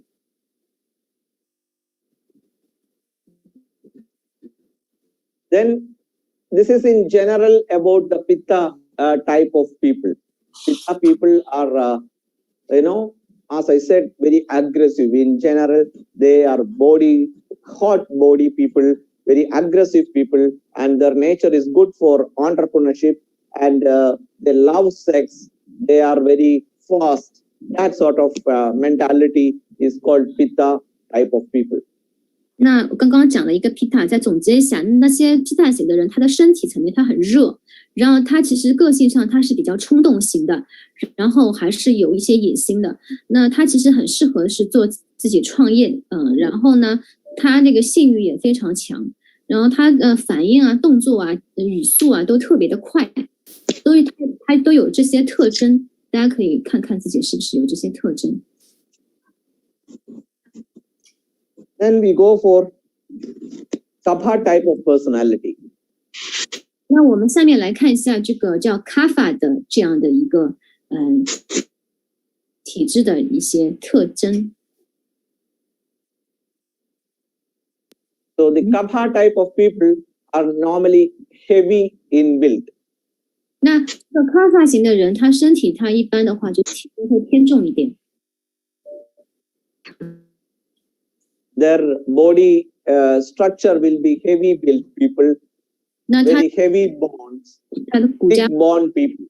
然后他的这个骨头其实是很重的。Then their hip structure, the hip will be heavy. Hip, you mean hip, right? Hip, yeah, hip and body will be heavy. very big shoulders, broad hip. The thighs and bones, the legs will be very heavy. 那就是他的肩膀啊也很宽，然后他的骨盆啊，那个包括他的一个大腿啊，这个骨架啊，那个都很大，很宽大。Michelle, can you share that slide? 哎，我们提供能不能把那个 PPT 共享一下呢？刚刚那张 PPT 共享一下行吗？在不在？大家稍等啊。Yes, I already told the people to share the point. Yeah. So the body structure will be heavy. The teeth will be regular, white, strong teeth. Normally they will be having good oral structure. 那他的牙齿呢？卡帕型的人的牙齿呢，它是比较整齐的，然后也蛮白的，也是蛮坚硬的。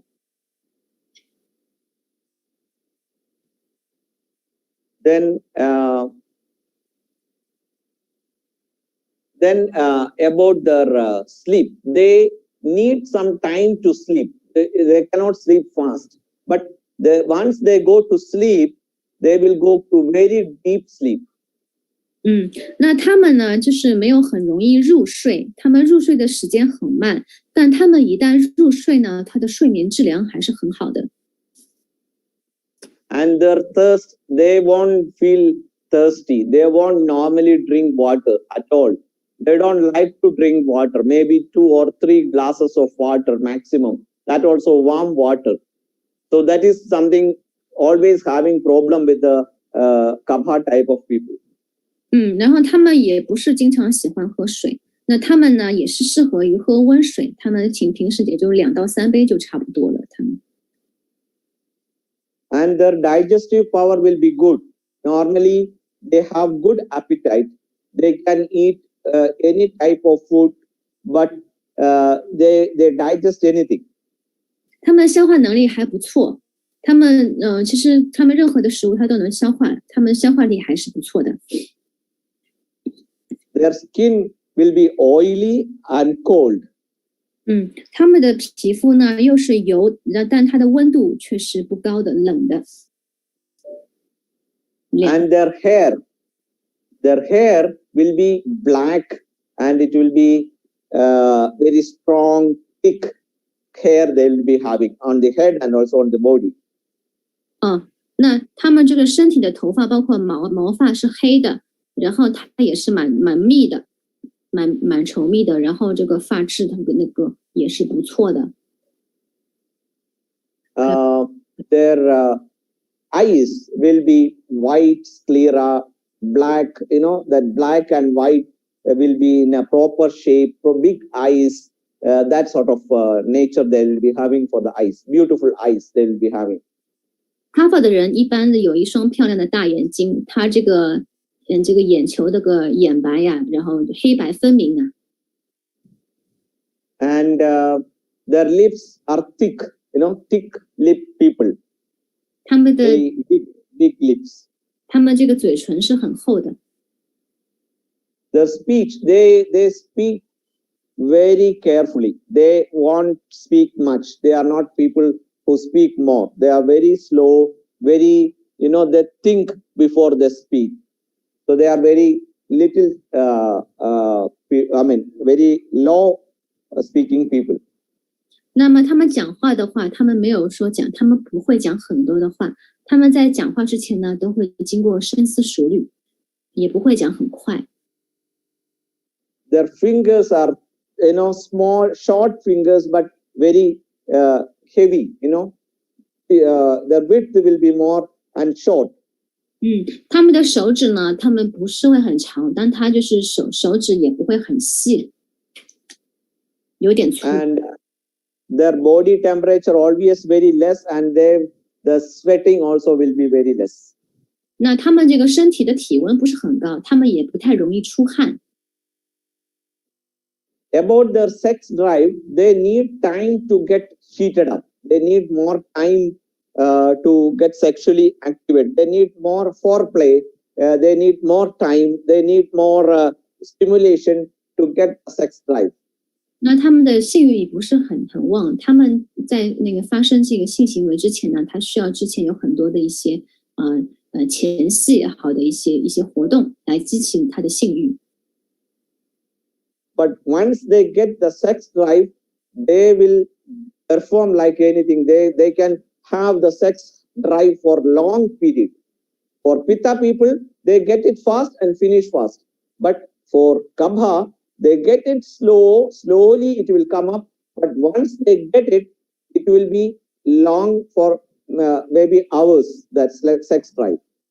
那讲到这个性欲的话，这个卡法的人呢，他虽然这个性欲他就是起来的很慢，但他一旦起来之后，他可以维持的时间很长，甚至有的时候是那个几个小时。那跟那个皮塔相比呢，那个皮塔的性欲来得快，他去的也快。Their interest, they normally don't like to move much. They want to sleep. They want to stay in one place. Maybe relaxed mood. That generally they are very not very interested people to move around and do things. They stay at one place and do things around there. 那他们呢，就是说，不太喜欢经常移动。他喜欢睡觉，然后他经常就喜欢待在一个地方，他不太喜欢去很多的地方，很多的移动。Normally, they are very cool people. They won't get angry. They are very slow. Very, take things away. Even if you talk bad about them, they won't get angry. But once they got angry, they will never forget in their life. That is the typical Kabha nature. 就是说他们呢，其实是很冷静的。他们这个平时就是动作也很慢。就是看你讲他坏话呢，他也不太会生气。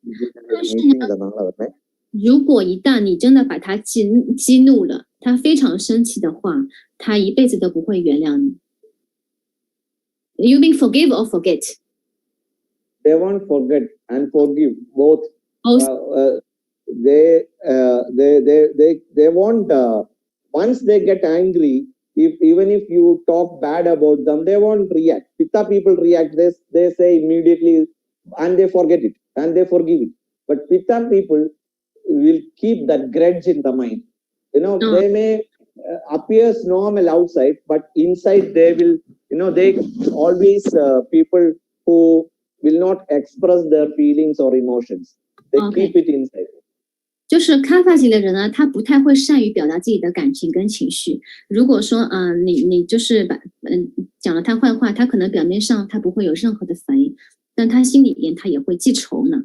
那但跟皮塔型的人相比，你如果说激怒他骂他了，他可能会马上给你回应，但是他这个就是记得快忘得也快。那卡法型的人就不一样，他虽然表面没什么反应，但他心里可能就会记仇。And their personality will be like this. They will be strong personality people. Normally, they will be balanced, stable in their life. 他们其实个性也蛮强的，但他们同时他们生活中也算比较稳定的一种类型。And in social relationship, they won't make many friends. Maybe they have 1 or 2 friends, but they are very strong friendship. The relationship will be very strong. So you can make a friendship with Kabha people.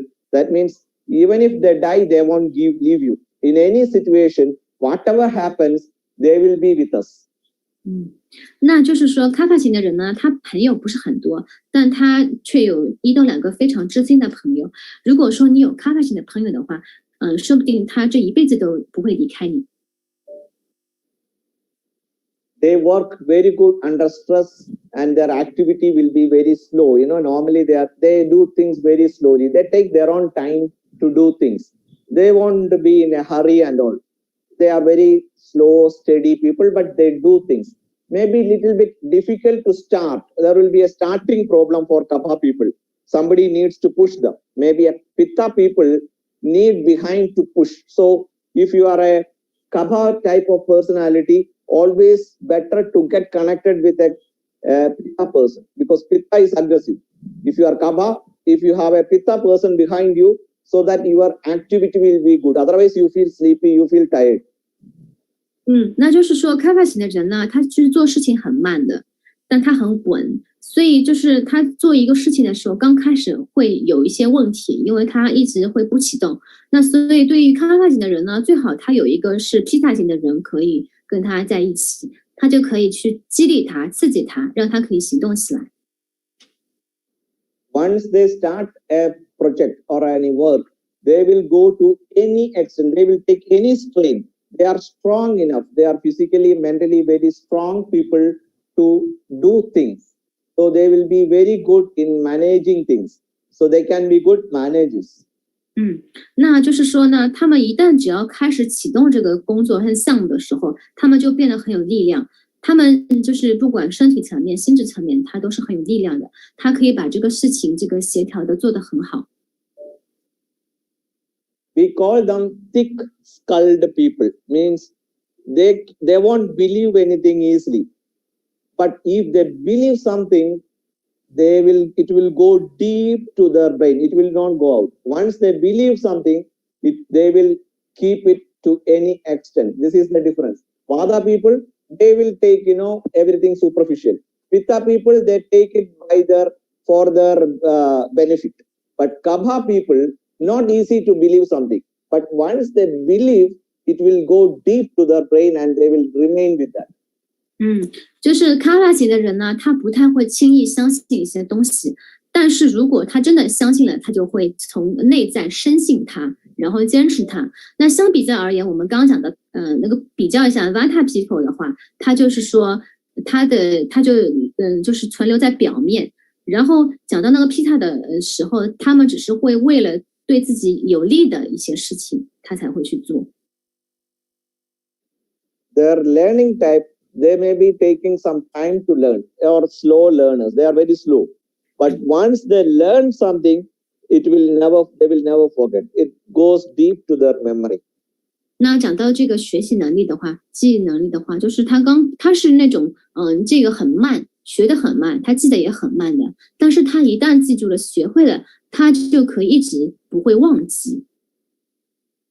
So the Vada people are flirting. They go to many things and all. Pitta people, they select according to their need. Kapha people, they are very choosy, very selective, but they will stick to what they do. This is in general about their nature. 就是 so Vata. Sorry, can you repeat? Vata is Can you repeat? Vada people generally they flirt. They go to many things. They like to move from one to another. They cannot stick to anything. Today they will do this, tomorrow they will do this. They will move from one to another. They are not stable. Pitta people, they know what they want and they will go according to that. Kapha people, they are very choosy. They won't take anything like that. Once they take it, they will keep it. They will not lose it. They want to keep it till they die. So that is the nature. OK， 那刚刚讲的是那个 Vata 的人呢，他可以是做任何事情，他因为他这个个性就是移动的嘛，就是他不会很稳定下来，他可以任何事情都感兴趣都去做。那讲到 Pitta 的话，他就知道他要什么，他只会去做他那些他想要做的事情。那然后呢，就是说Kapha people 呢，他就是会精心挑选，就是他做选择非常慎重。他一旦选择做一件事情的话，他就会坚持下去。Okay, so this is the basic understanding of on Prakriti. Now, you can choose your characteristics. Okay, in which category you are coming, physically, emotionally, mentally, intellectually, in which category you falls in. Based on that, you can choose your own Prakriti, you can choose your friends, or you can choose your food, you can choose your relationship, you can choose your job, you can choose your business. So based on this Prakriti analysis, you can choose your life, and that will make your life more happy and healthy. 那就是现在的话，我刚刚就是简单的把每个体质的一些特征，从身体啊、情感、精神、智力方面都跟他解释了。大家也可以对照一下，看一下自己是什么样的一个，有哪些的一个这个体质的特征可以对应一下。那知道这些特征体质有什么好处呢？就是你自己在这个就是交友啊，然后择偶啊，包括选择这个合作伙伴上，包括自己的工作上，还有你吃的一个食物上，你就知道该如何更好的来选择了。So when you choose according to this, mostly you may not, fall sick. Suppose if you choose a partner from Vada type, your partner is a Vada type personality. So we must understand what she or he likes. So if you do according to that nature, suppose you got a Vada wife. So that type of personality, your Vada wife is Vada Prakriti. Then you can choose food for her. You can take a present according to that. So based on that, you can make her happy. And if she is happy, your life also will be happy. 就是说，那你知道了这个体质的特征之后，你就可以看看，比如说你的伴侣他是什么样体质的人呢？那如果你知道他的体质之后，你就知道根据他的体质应该做什么样的事情，然后会让他开心。就比如说你给他做什么样的一些食物对他有好处呢？那你让他开心了，过得好了，那个你自己的也会过得快乐更好。So if your Vada is what you call wife is Vada by nature, you can give present every day something new. Because Vada people like every day something new. They are their nature is like that. For a Pitta type of personality, if the wife is Pitta type, they look for something valuable, something jewelry or that sort of things. Maybe they feel more attracted towards because they are very aggressive and eager about money matters and all. So they may be looking like that. For a Kapha type of people, they like something solid, maybe something for the house, maybe a furniture to your home or something like that. They like something very heavy and stable. So like that, we can choose, the type of present you buy for your wife or a partner, something like that. Every aspects of our life can be, you can decide in a proper way if you know the prakriti of yourself and the prakriti of your people around you. OK， 那刚刚讲的话，就是又举个例子。那如果你知道了那个你的一个另外一半，比如说他是Vata型的一个人，那你就知道了，因为Vata型的人他就喜欢新鲜的东西，那你可以每天就给他制造一些新鲜的感，给他每天有一些新的东西给他。那如果你的另外一半他是Pitta型的话，那Pitta型的人他就是会追求一些有价值的东西。比如说，他很喜欢，因为他的个性是非常的一个冲动，还有就是比较那个有野心。那他可能对物质的一些东西，比如说珠宝啊什么的，金钱，他可能会有一些欲望。那你就知道应该怎样去取悦他们。那如果另外一半他是Kapha型的人的话，他是比较稳定的一个人格特质，那就是比如说他喜欢一些稳定感，比如说你给他有一些就是一个房子啊这些稳定的东西，他能给他带来一些稳定感。Similarly, suppose your partner, your husband or wife is Vada Prakriti. If you can give them a good hug and give them a warm oil massage, or give them some warm thing, you can make anything. They will do anything for you. They will be very happy with that. If you give your Vada wife or husband an oil massage, if possible every day with some warm oil and a warm bath, they will be very happy. 那比如说你的另外一边他是Vata型的体质，那你应该怎样取悦他呢？你每天可以给他一个拥抱，你也可以每天给他做一个那个用温油给他做一个按摩，也可以给他准备一个热水澡，那他每天都会很开心，他也会对你很好。Similarly, for your Pitta, if your partner is a Pitta, they will like sweets. So if you make some good sweets and give them some good food, there are people who like food, they are foodie people. So they like, but not very spicy. They cannot take any spicy food. So some sweet food, something very, very passive, that sort of food they like. So if you give them such food, they will be very happy. So what food apart from sweet? What other food? The grass.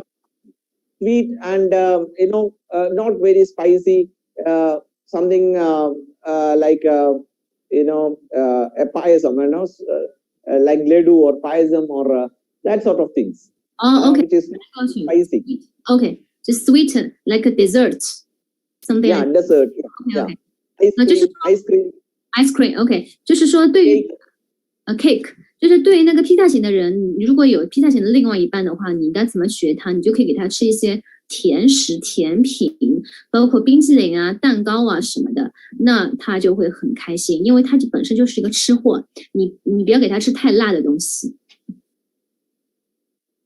And the Kapha type of people, they like some spicy food. They like some meat and that sort of things. And so if you cook some spicy food and you be strong with them in different situations, so they feel very happy and comfortable with that sort of relationship.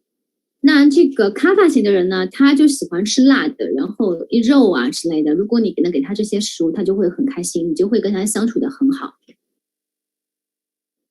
So like that, every aspect of our life can be choose based on the Prakriti. This is the practical importance of knowing the Prakriti. 就是我们这个生活的生命的方方面面，它这个都是跟我们的体质密切相关。所以说，当你可以非常清楚的了解到这些体质跟这些体质的特征的时候，你就可以就是生活的如鱼得水。然后这就是这些体质的实际的一个运用的层面的一些东西。We'll go to the next slide. Is it clear everything about it? 大家都清楚了没有？大家可以就是留个言，或者说给他大家都清楚吗？如果清楚的话，我们就换到下一页。那个我们的义工能不能放到下一页啊？ So this is something we have already discussed about their nature in general. They are silent. They do one thing at a time. They like warm oil, gentle massage, taking warm water bath, slow pranayama, sleep during the day. These are all the common things the Vata people like. The Pitta people like. Yeah, you can explain. 那个刚刚我们已经讲过了，就是 Vata， 我们再可以看一下。You can explain about the general nature of Vata, and you can choose according to this. 对，就是说我们Vata 的体质的话，你可以看到，就是说它就是你可以看到，我们先看 Vata 体质，就是 Vata 体质的话，就刚刚讲到，你可以用那个热油来按摩一下，然后温水来洗澡。亲近大自然，然后那个如果呼吸的话，可以做一些比较缓慢的调息法，然后白天可以睡觉。Yes. Then Pitta. The Pitta people, they like to be a little bit of, swimming, then cooling, listening to melodious music, and if sex with Pitta people like sex a lot, so if you can please them with sex, they will be very good. And to be with small children, walking in barefoot, application of cold paste, sandalwood, camphor. So that sort of cooling like attitudes and activities will be good for Pitta. 那这些活动呢？因为那个 Pitta 它本身是很热的，所以那些能够让自己觉得很清凉、凉爽的一些活动很适合他。比如说游泳，然后呢听一些那个悠扬的音乐，包括呢就是有一次很好的这样的一个那个性交，还有与那个小孩子相处，用光脚走路，包括用一些这个一些那个香料啊什么的来做一些冷敷什么的，它都会对他很有帮助，对这个 Pitta 型的体质。And for Kapha Prakriti, they need hard exercise, hard massage. Yeah. So for if your partner is a Kapha Prakriti person, or you can give some hard massage. They want something to be hard. They like to be in hard surface, and they can do physically very good. They want spicy food. Then they normally their their sleep will be less. That I think I didn't mention it. So they take time to sleep, but they are they sleep maybe 2 hours or 3 hours, but very deep sleep. Then they don't need much sleep, but they get deep sleep. Vata Prakriti, superficial sleep. Pitta Prakriti, fast sleep, but fast come back. Then Kapha, they sleep, they take time to sleep, but they go very deep sleep. So this is Kapha Prakriti. They have hard exercise, hard massage, hard work, spicy food, like that. 那就是对于卡帕体质来说呢，那些运动啊，或者它可以那种运动量，它或者那些力度比较大的一些运动，那如果是来做按摩的话，它也是需要它能够吃力，很吃力。然后呢，食物方面的话，要给他吃一些他喜欢辛辣的食物，那他工作也会非常努力。那对于睡眠来说呢，他其实是虽然说他入眠需要一段时间，但他那个睡眠的质量是非常高的，所以说他也不需要，当他睡眠质量很高的时候呢，他也不需要很多时间睡眠。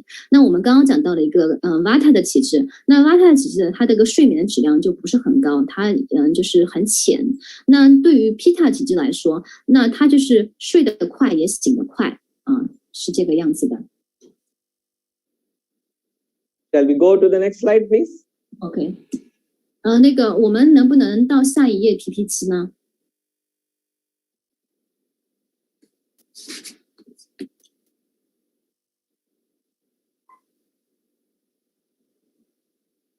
？And we'll go to the next slide. OK， 我们再到下一页的 PPT。So until now we talked about Prakriti, that is the inborn nature, about Vata force, Pitta force, Kapha force. If they are in balance, what is the nature? This is what we have discussed physically, mentally, emotionally, spiritually. What is the nature of a person? 那我们刚刚到现在呢，我们都讲了这个体质。那这个体质呢，就是我们的本性，是我们与生俱来的属性。那我们刚刚呢，已经从这个身体层面，从情绪层面，还有从很多的其他的层面来跟大家一一的分析了我们的体质。Now the next concept is Vikriti. Vikriti means when these forces disturb, when it gets imbalance, what all are the symptoms which develops? 那我们下面呢来说一说叫 Vikriti。那 Vikriti 呢，就是当我们这三股生命能量它不平衡的时候，它它处于那种失衡的状态，然后又会发生一些什么样的一个影响呢？我们可以来看一下。So what is the reason for this Vikriti happens in our body?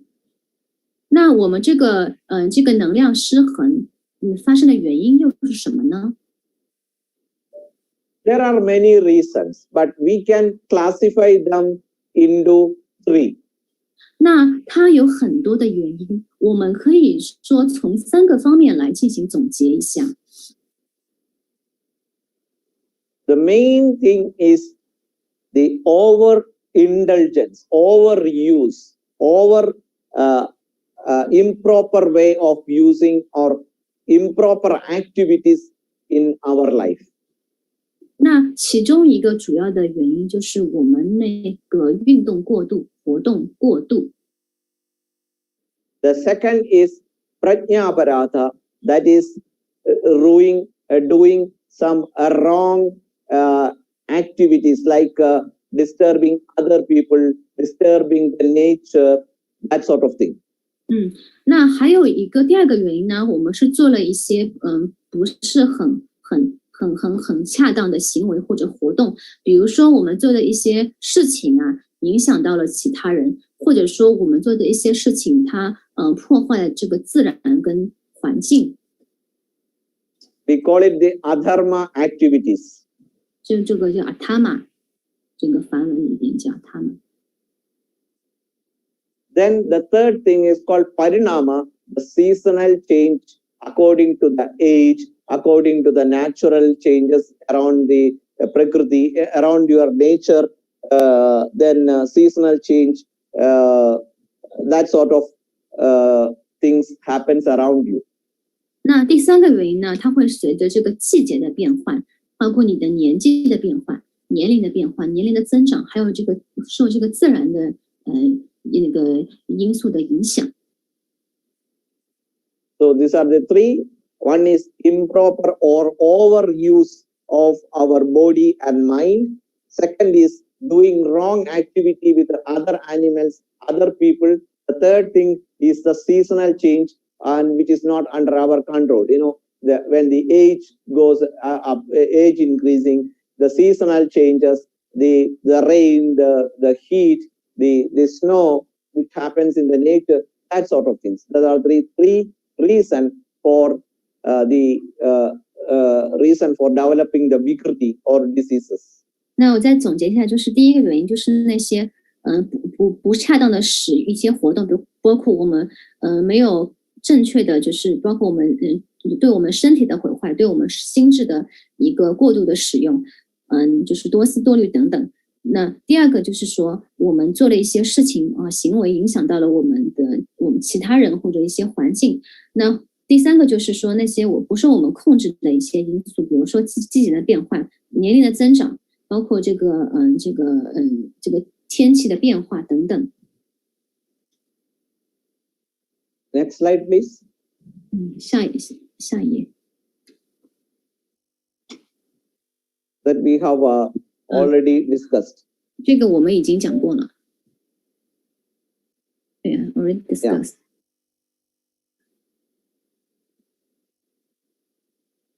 Okay, so about the vikriti, we can talk a little bit more. Vikriti, as we explained, is due to the imbalance of the doshas and dhadus and mala and the quality which is natural in our body. When it gets disturbed, what is which is the reason for developing unhealth, unhappiness, and all sort of diseases are because of the change in the balance of doshas, dhadus, malas, and gunas. 就是说呢，那个 vacuity 就是说，它就是失衡，就是说哪些失衡呢？就是我们刚刚讲的那个最开始讲的那个3个层面，dosha 从能量层面这个 dosha 的一个失衡，然后那个讲到那个就是 dhadus 这些组织的一些系统里的失衡，还有这个毒素，对吧？那这些方面的一些能量的失衡。状态呢，会导致我们的一些这个平时的一些疾病，还有你这个你的一个就身心状况是不是很快乐、很和谐？ The importance of knowing vikriti is before it develop into a disease, before it develop into a problem, we can stop doing that, or we can keep proper precautions to develop that disease or a problem. For example, if the winter season is coming, suppose winter is coming, you know that in winter the vata will aggravate. So we have to take proper precautions before the winter starts. 那就是说，那知道这个我们的 vacuity 失衡的一个重要性有什么好处呢？就是说，我们可以提前做一些预防，就是预防一些疾病的产生，预防一些这个问题的产生。比如说，你知道这个冬天会有来了，那冬天来的时候呢，我们这个通常那个 vata 这个能量就会升高，会太多的 vata 的一个能量，所以呢，你就知道了这个该如何的去做一些预防的一些措施，防病于未然。For example, the vata prakriti people will get more problem in winter, so they must take proper treatment, proper food, proper clothing even before the winter starts. If we know our Prakriti, we can take proper precautions to prevent from getting the Vikriti or diseases. 那就比如说是瓦塔体质的人呢，他在冬天的时候呢，就是他因为他那个瓦塔能量会上升，所以呢，你就可以知道我要提前做一些这个准备，比如说在食物方面啊，在那个其他的各个方面可以做一些准备，来保护自己。所以就是你知道你的体质是非常重要的一件事情。For Pitta people, before getting hot, they start getting more difficulty in the hot weather, humid weather. So they must do proper food. They must take proper precautions to avoid the increase of pitta, and so that the Vikriti will not happen. They can prevent at least, or they can reduce at least the chance of getting diseases. 那就是因为 Pitta 体质的人，他本身就是过热嘛，所以呢，你知道，就是你也可以知道，如果你知道你是 Pitta 的体质的话，你就可以提前做一些准备，防止自己的身体的热量太高。And for Kapha people, the rain, the rainy weather increases the humidity, they increases the cold, which becomes Kapha diseases. So before that, then they must take proper treatment, proper detoxification to prevent getting this Vikriti and the complications. 那因为这个就是在雨季的时候呢，下雨的季节的话，这个卡法的能量会增加，所以呢，它可以就是提前在雨季的之前就可以做一些，比如说做一些排毒啊，做一些这个就是按摩啊等等。可以防止自己的那个在雨季的时候身体的那个瓦塔能量过高。Similarly, age-wise, we can understand about the age. For people, I mean, small children,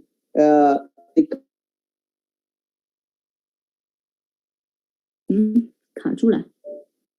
Can you hear? It is not only the climatic changes, it also reflects in our body age, that also coming under season. 还有就是它其实跟我们的季节那个气候都会有关系。Okay, so in a small child, the Kapha predominant conditions will be more. So they must take proper precaution during the Kapha season. That means in rainy season, that the children will get easily more fever, more cough, more breathing problem. Some sort of things will be more like that for children below the 15 years. So they must be taken proper care in that time. 那因为就是对小孩子来说，一般小孩子的身体的卡法能量会相对来说比较高一点。那也就是说，我们要注意，对小孩来说，我们尤其是在雨季之前的话，我们要提前做预防。因为在雨季的时候，因为这个小孩的身体的卡法能量过高，他就特别容易发烧、感冒，然后呼吸困难，尤其是在15岁那个之前的小孩子。卡法雨季的时候是卡法的能量会高。Then we must be careful by when we give food to children of below 15 years, the cold food, the sweet food, these sort of heavy food, which is not good to digest, which increases kapha. So that has to be avoided during that time.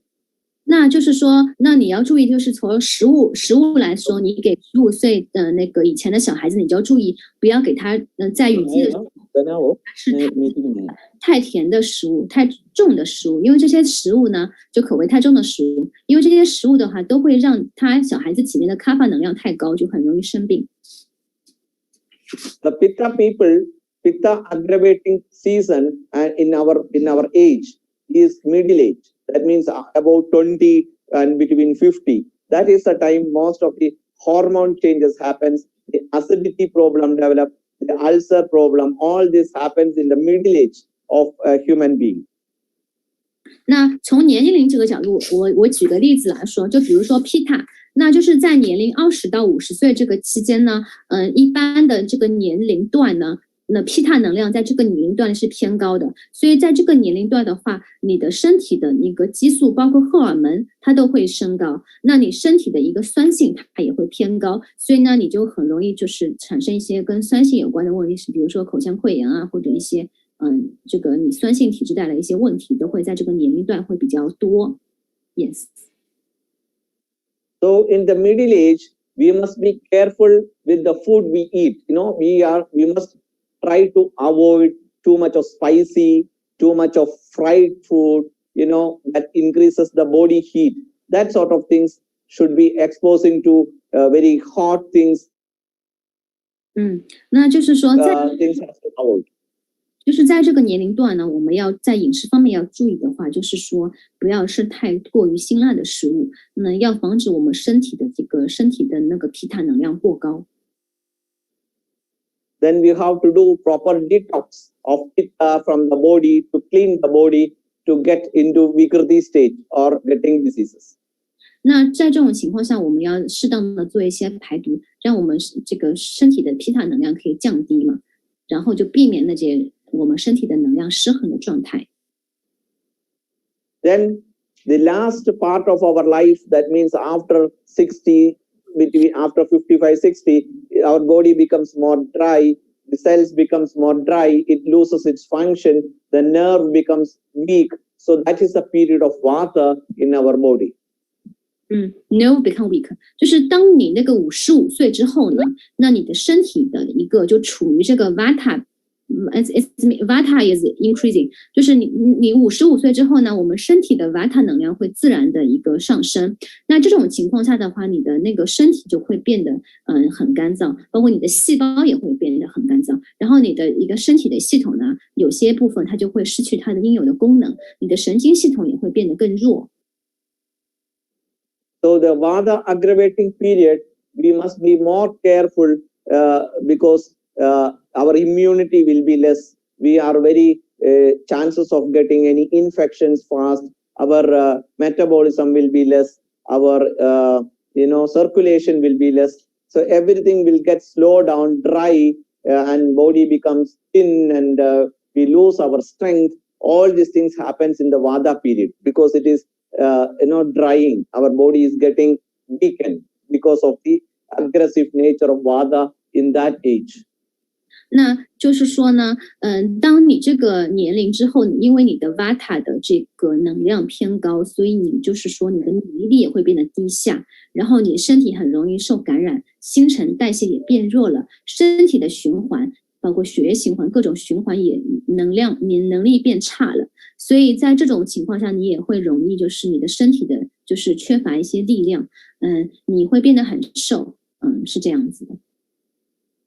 So we must be choosy with our food. We have to take easy digestible food. We have to take light food.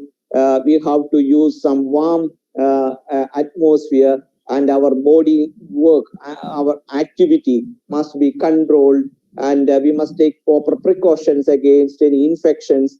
So, even any infection which will be more dangerous after the age of 55, 60, old age people. So we must take proper precautions against all that thing. So this is all, before getting into disease, before getting Vikriti in the body, we can prevent if we take proper precautions, the people of that age.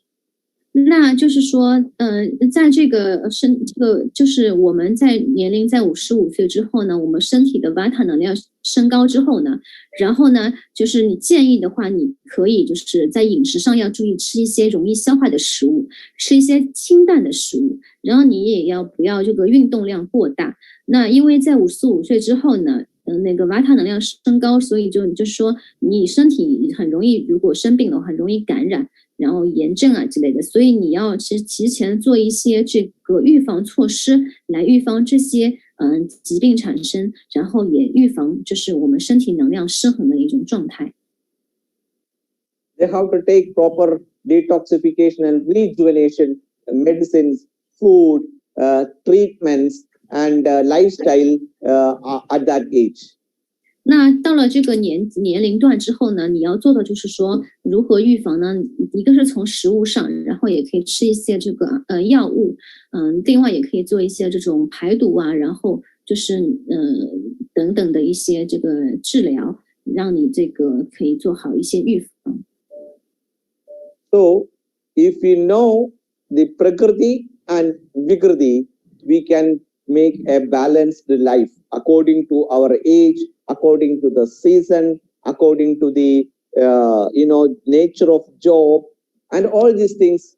Say, for example, a Vada person who has to do some work physically, immediately they must understand that Vada will aggravate, so they will get Vikriti. So they must take proper precautions. The Vada people, if they have to do some physical hard job, the Vada may aggravate, so they have to take proper precaution before they get into Vikriti or disease. 那就是这些呢，那个体质，包括我们的这个 Vikriti， 就是能量失衡的状态，都跟我们的一个年龄啊、季节啊这些等等都会有关系。所以呢，大家特别要提前做好一些预防。那对于这个 Vata 体质的人，就是他如果那些做一些就是工作强度很高的一些体力活的时候，他知道那个 Vata 会上升，所以呢，就是要做好一些提前的一个准备。So in general, Ayurveda helps you to understand about my nature or my family people's nature or my friends or my society, so that I can live a happy, healthy life before I go into disease stage. 那就是说阿育吠陀的那个总的原则来说，就是可以帮助我更加认识自己，认识自己的一个本性体质，帮助我去认识家人、认识朋友的一个体质，包括认识整个社会，那让我可以过上更加幸福、更加美满和谐的生活。So once if you get into diseases, Vikriti, then what is we have to do? The treatments, what we have to do, the food, what all treatments we have to take, what all lifestyle we have to adopt to come back to the normal stage or Prakriti. That is the second part of Ayurveda, the treatment aspect. 那就是讲到 Vikriti， 当你这个身体处在这个 Vikriti 就是失衡的状态的时候，那你就会产生疾病。那产生疾病的时候呢，那你同样要是从这个哪些地方入手呢？一个是从治疗，包括饮食、生活的方式，那帮助你可以从疾病的状态恢复到正常健康的状态。这就是到了这个阿育吠陀的第二阶段，这个治疗的部分。Can we go to the next slide? 下一页。So the importance of knowing the Prakriti, we have already mentioned. When you choose a partner in your life or a partner in your business, or the food we eat, what food you have to eat, all these things we can understand when you know about Prakriti. 那就是刚刚我们已经讲过了，这个了解体质的重要性，包括你可以从你的择偶啊、伴侣啊、饮食啊什么什么各方面来注意，这就是我们知道体质的非常重要的地方。Next slide, please. 下一页。So we like the physical Prakriti, we have mental Prakriti. So here also you can see the nature of Vada Prakriti, Pitta Prakriti, Sattva Prakriti, Raja Prakriti, and Tama Prakriti. I think we already discussed about the Sattvic nature. They have harmony, good creative people, and the peaceful, they want a peaceful light of type of nature. They are called Sattva. 那刚刚我们讲，那刚刚我们是身体层面，然后现在从那个能量层面来讲体质的话，它就是又可以细分到这个叫月性的、惰性跟变性，我们刚刚已经讲过了。And mostly the Sattva people comes in Pitta type of category. 那一般月性的人呢，他一般是会属于这个 Pitta 型的比较多一点。The Rajas type of people are very passionate, self-centeredness and all that sort of, there comes in Vata type. 那这个 Rajas 就是变性能量的人呢，他通常非常的有激情，然后很活跃，他一般来说是 Vata 体质为主。Then Tamas people are very dull, inactive, sleepy. They are also heavy, but we cannot say that everyone will be coming under Kapha, but there is a chance for more Kapha predominance. 那就是说，那个惰性的能量的，它就是特征是比较迟钝啊。那一般来说，卡法的就是体质比较多，但我们并不是说每一个卡法的人都是这样的，只能说是这个比较共性的是卡法这个体质。The physical prakriti and mental prakriti are two different things, but there is a possibility. It is not always same in this way. 那我们这个一个是身体上来解释这个体质，另外一个从心智上它来解释这个体质。那但它也不是绝对的，只能说是一个大概率的一个这样的一个情况。Next slide. 下一页。So the importance of knowing the prakriti. They can choose their job. They can choose the type of profession. They can how to take a hobby. All these things you can choose to make your body more physically and mentally happy and healthy. 那就是刚刚讲这个知道体质的一个重要性，就是你可以从你的身体层面，然后另外从那个心智的层面，然后让你自己变得更加的一个健康跟快乐。The next slide. 下一页。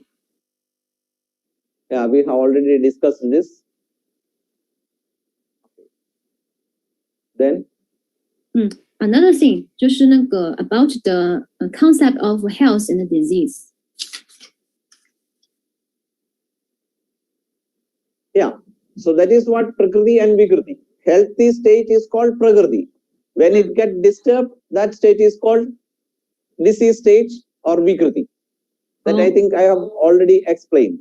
Okay. 那刚刚就是讲到了这个 Prakriti 体质，当你这个三种能量处于平衡的状态，就是一个健康的状态。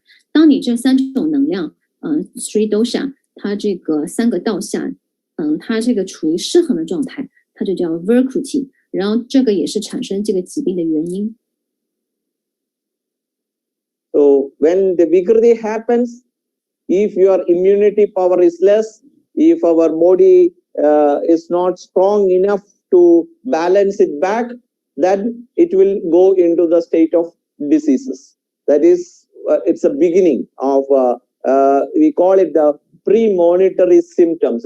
Before the disease develops, our body will become weak or it goes away from the normal stage. But when it happens, we must learn or we must do every possible thing to come back to the normal stage. That is the health. If it's not taken care properly, then one by one it becomes like a chain reaction and it will goes into diseases. 那就是说，当我们就是免疫能力很低的时候，就当我们这个能量失衡的状态的时候，尤其是同时我们免疫力又变得很低，然后我们身体没有足够的力量去抵抗它的时候，然后这些的一个状况就是我们可以说这个疾病发生前的一些征兆。那就是说，当你有这个身体有一些这个征兆显示出来的时候，那我们就要尽一切可能的让我们这个能量能够恢复到平衡状态，然后以防止这个疾病的产生。So if it becomes Vikriti, the dosha is imbalanced, the tissues are weakened, then the excretion of the waste products is not happening properly, then what happens? This will accumulate in our system. The waste products will accumulate. The food is not digesting properly. Your metabolism is less. The dosha energy, which is responsible for maintaining the health, is disturbed. That is the stage we go into the next condition called disease. 那就是说，当你的那个倒下3个生命能量不平衡的时候，当你的那个一些身体的组织变得很弱的时候，还有包括当你身体的一些废物或者一些排泄物没有办法排出来的时候，它又会堆积在身体的内部，然后尤其是你的那些食物，它也没有办法很好的一个消化的时候，那些你的新陈代谢变得很慢的时候，这些种种的一些这个都会让你的身体就是会产生疾病。So what is disease? Healthy, balanced stage is disturbed. We go into the next stage, what is called dukkha or asukha. That is unhealth, disease, disbalance. All these changes happens in the body. 那就是说，有一个词叫苏卡，就是说，当我们身体就是变得很快乐、很和谐的状态的时候，那当你这个身体变成了就是你的身体变得不那么健康，你的能量失衡的状况，就叫阿苏卡，那它就是形成了疾病。So how it happens when suppose the season is changing, it is becoming winter. You know that the body becomes dry. It loses its the normal power to face the food, the capacity of digestion. Everything is getting altered. The dosha balance will change in the body. Then if you are doing some wrong action in that time, that means at that time in the time of winter, you are taking some cold drinks, you take some ice cream, say for example cold water or Coca-Cola at the winter season. So what happens? Immediately it disturbs your agni, your metabolism, your metabolic fire. Your digestion will be affected. The food you eat will not digest. It accumulates in your system and it starts creating ama, the toxic metabolic toxins, and this ama will go and block your tissues. It will not create proper excretion. So that is a chain reaction that ends up in disease. 那就是举个例子来说，比如说季节变换了，变成冬天了，那就是冬天的时候呢，然后这个你的身体也会发生一些变化，你的身体的能量也会发生一些变化，所以这个时候呢，比如说冬天了，你去喝一些很冷的饮品，或者说你直接吃冷饮，那会发生什么呢？它会直接会影响到你的消化火，你的消化火会变弱，那消化火变弱的话，那你就是食物就不太容易消化，那它就会在你身体里边不消化的食物就会产生毒素，然后就会积压在你的体内，那长期已久的话，它毒素在你身体的一些组织里边形成，或者说身体系统里边形成，它就很容易会产生疾病。这些都是一些连锁的反应。So this is the way the disease develops. Similarly, your breath, your lungs, your respiratory tract will be dry. So there won't be enough protection inside the lungs. So any bacteria or virus or fungus can easily attack your lung. Then your immunity also will be affected. Then it will go into disease. If you take some, cold things or you are exposed to cold weather in a cold season, so chance of getting respiratory problem will be more. So if you know that, avoid it or take proper precaution so that virus will not attack you or that bacteria will not attack you. Then if it starts attacking, your body goes into disease. So we have to take proper precaution at that time to prevent that particular microorganism is attacking you. 那就是说，就是尤其是冬天的时候呢，你的这个会很干，因为冬天的瓦塔能量会升高，会变得很干。那这样的话，它也会影响到你的呼吸系统。那就是你就会有的时候，你呼吸系统就是它很干的时候，那你就会怎么说呢？你如果是没有做好足够的准备，你又喝了冷的东西，又吃了一些，或者说你着凉了、受寒了，那这样的话，你就是它这个会让呼吸系统会就变得更弱，那这样的话，你的免疫力也会变得更低。那这种情况下，你就很容易就是生病。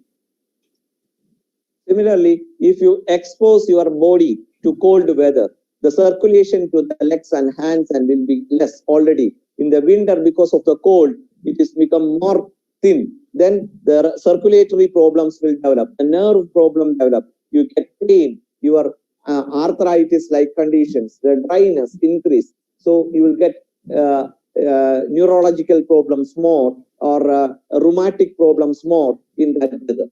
那同样在冬天的时候呢，它因为干的话，你的一些循环也会变差，血液循环变差等等，所以说你就更容易会产生一些问题。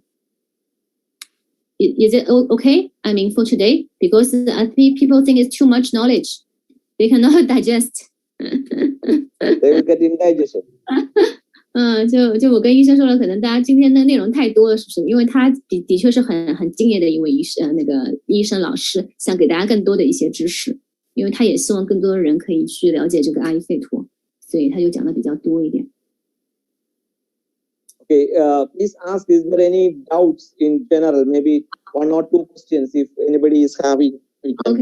那就是这样子吧，就是大家有什么问题，那现在的医生他可以开放1到2个问题，大家如果有什么问题，现在也可以问一下，我们就可以今天我们主要答疑是在最后一天啊，那今天我们可以开放，如果有人要问。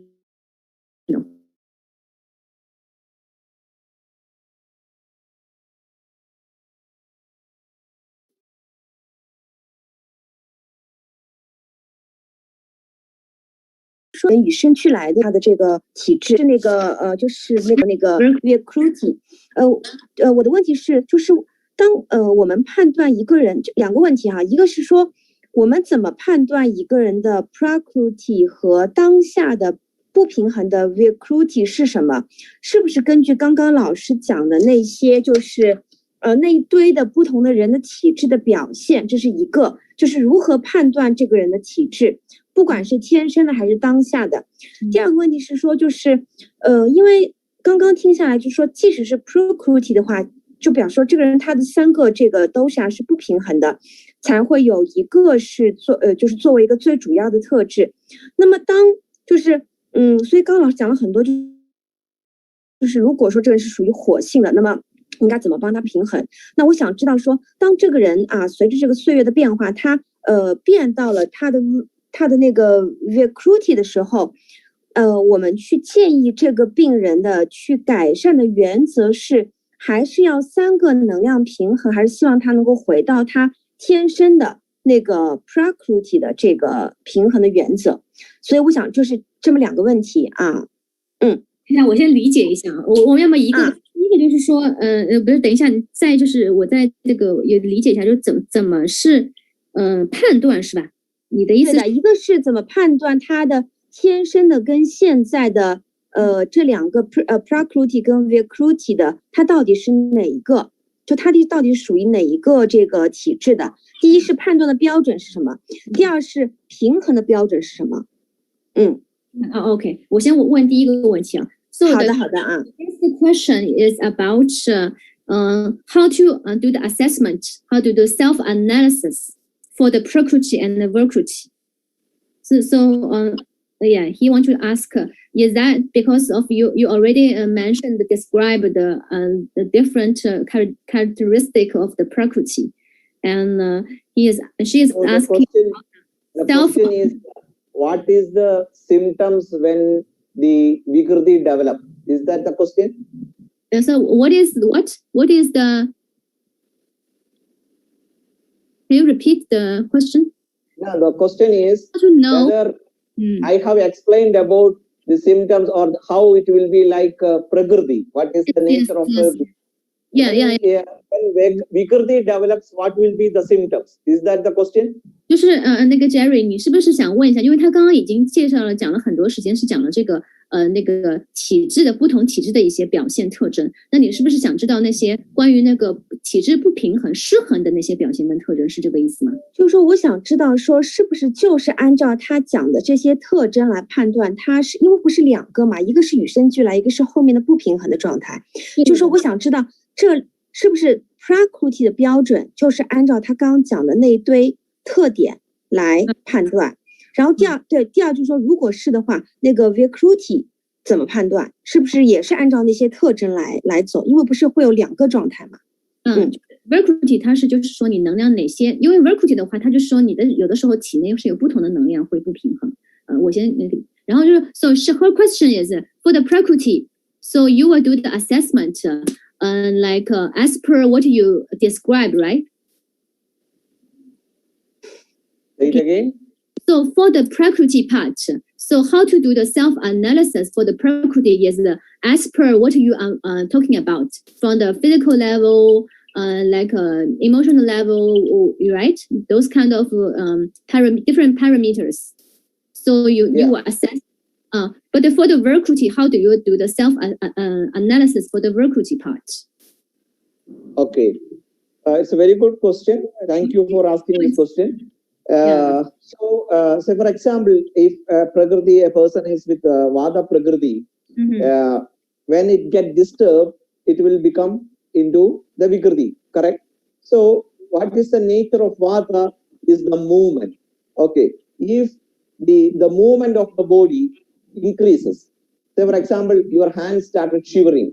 So that is an improper movement. It's movement, but it is not normal. So it is an abnormal movement of that movement. The sensation is due to Vata. If there is no sensation or a hypersensation, that is the Vikriti of Vata. Can you stop for a while? I have to translate. 就是他刚刚讲了，举个例子，比如说这个 Vata 的这个体质，那它的体质的话，它是就是运动的、活动的比较多。那如果说这个叫什么，它的能量失衡的话，比如说你的活动会更多，就是说比如说你的手就开始抖了，就活动更多，那你就可以判断说，哦，这个是我身体的一个Vata 的一个不平衡，是这样的，你就根据它的属性来判断。然后 ，so how about the sensation? Can you continue the sensation part? Okay, so sensation, there are different parameters which we mentioned in Prakriti, and the Prakriti disturbs, it will be either higher, that means the Vata is increasing or Vata is decreasing. If Vata increase, there will be some symptoms of hyperactivity. If Vata decreases, there will be less activity. Similarly, Pitta, if Pitta aggravates, you feel more heat, you feel acidic nature, you feel irritability more, you feel more angry, all these things will be more. But if that Pitta decreases, you feel very low appetite, your energy will be low, the metabolism will not happen properly, the taste will be less, so like that. So that is the disturbance of Pitta. Similarly, Kapha, if Kapha that nature is disturbed, then if over Kapha is there will be obesity, like there will be heaviness in the body, swelling in the body, that sort of symptoms develop. If it is less, then the body will become thin, dry, that sort of things will happen. The joint will become dry, you will get the sound from the body, the cracking sound. These are these symptoms of Vikriti when Vata Kapha decreases. So what all are the normal things we have said? From that, if it disturbs, stop for a while, I have to translate. 他信息太 okay. 那个我先让他停一下啊，因为那个信息有点多。他刚刚讲的就是这个失衡，就比如说这个 Vata 的失衡，它要么就是 Vata 太多，要么就 Vata 太少，对吧？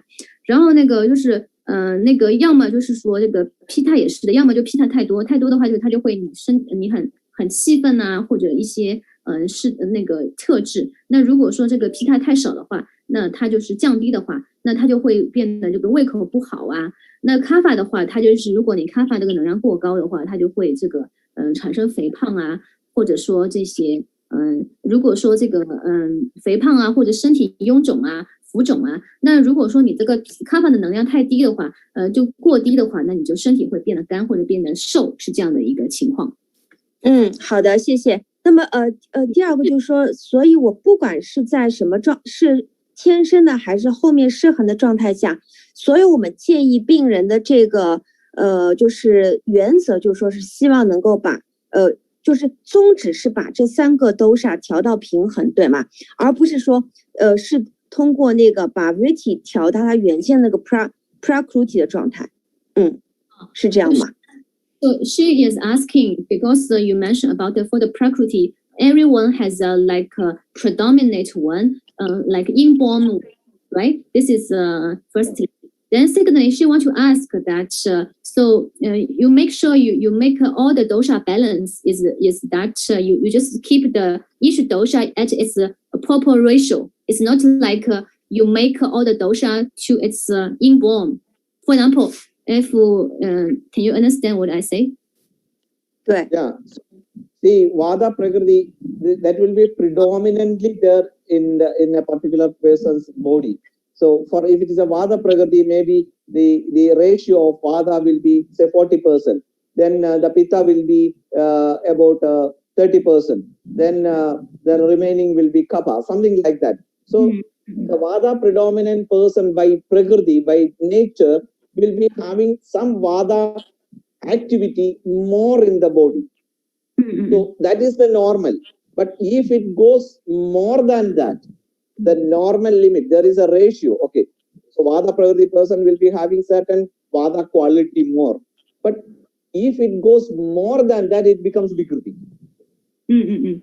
Yeah， 就是说，那个是这样的，就比如说他举个例子啊，就讲如果说你是 Vata 的体质，对不对？那如果举个例子，如果 Vata 体质的话，那就说明你可能你的那个3个能量的比重是 Vata 40%，Pitta 30%，然后剩下的是 Kapha。那就是说 Vata 的话比其他的高一点，那是正常的范围。那如果说你这个 Vata 高出太多的，那就是处于失衡的状态。这个意思。对，所以就是说他的这个就是我的意思是说，就是我们在跟这个病人在调整的原则上，就是说至少是恢复到他的出生，就是那个 inborn 的那个状态，对吧？因为其实他刚刚讲了 inborn 的状态，我要去帮他调整，我也是要去调整那个过多的那一个体质，比如说佩塔过高，我要降佩塔。所以就等于说，如果他在失衡了以后，就失衡以后，我是往3个平衡调，还是往他这个出生时候的状态调？那这就是这个意思，就是说，如果是他的话，那你就是要调到 Vata， 但是你不要太高这个 Vata， 因为这个 Vata 就是他的体质嘛，就不能对，明白。所以等于说，至少就是就至少是调到出生时候的状态，或者说就是说宗旨还是让这3个平衡嘛，对吧？就是说，如果调到他那个自己的这个体质 Vata 就本身是40%，这就是他出生的状态，就是 Vata 的多一点，这就是他的平衡。OK， 好的，谢谢。然后那个还有就关于体质这个测试的标准的话，我们这个今天的课后的话会给大家一个体质自测表，然后大家可以更准确的来测试一下体质。就除了他是今天讲的一些课程内容的一些判断标准之外，我们还有一个体质的自测表会在微信群里边发给到大家，大家可以做一个测试，是这样的。好吧，那我们今天要不就到这里结束了，然后我们那个周一会有一个答疑的环节，大家可以到时候把问题都整理一下，因为今天有同学都说内容它有点太多。行，那我们今天就到此结束，好不好？那我们明天同一时间，大家在线上去相聚，如果有问题也在群里发问，然后的话我们会课后的话那个会在群里发一个体质自测表，大家就今天课后都去测一下，然后明天的话就更加知道自己是属于什么样的体质，如果有问题的话大家都可以提出来，好吗？那我们今天就到这里了。好的 OK, thank you so much Dr. Manoj and for the wonderful knowledge. And we're gonna send them the self-analysis, form. And then they're gonna do it. Then, if they have question, and they can ask. Sure. So we'll discuss about that tomorrow, right? Yeah, and they're gonna do the self-analysis the form today or tomorrow. And tomorrow we're gonna start our immunity part. 那明天的话，我们主要的课程重点是会讲免疫力，大家可以先提前就是说把自己的体质的可以搞清楚，好吗？然后如果说那个我们报名认证班的同学，我们会把我们这个课程的课件发给到大家，大家可以到时候再更好的去梳理一下，帮助大家更好的梳理，然后这个课程也可以收看回放，大家可以好吗？那我们今天就到这里咯，那就大家明天见，拜拜拜拜，Good night。谢谢老师，希望大家都有收获。好，拜拜。Thank you. Thank you, friends. Thank you. See you tomorrow. Bye. Bye. Bye. Okay, bye. Thank you. Bye bye.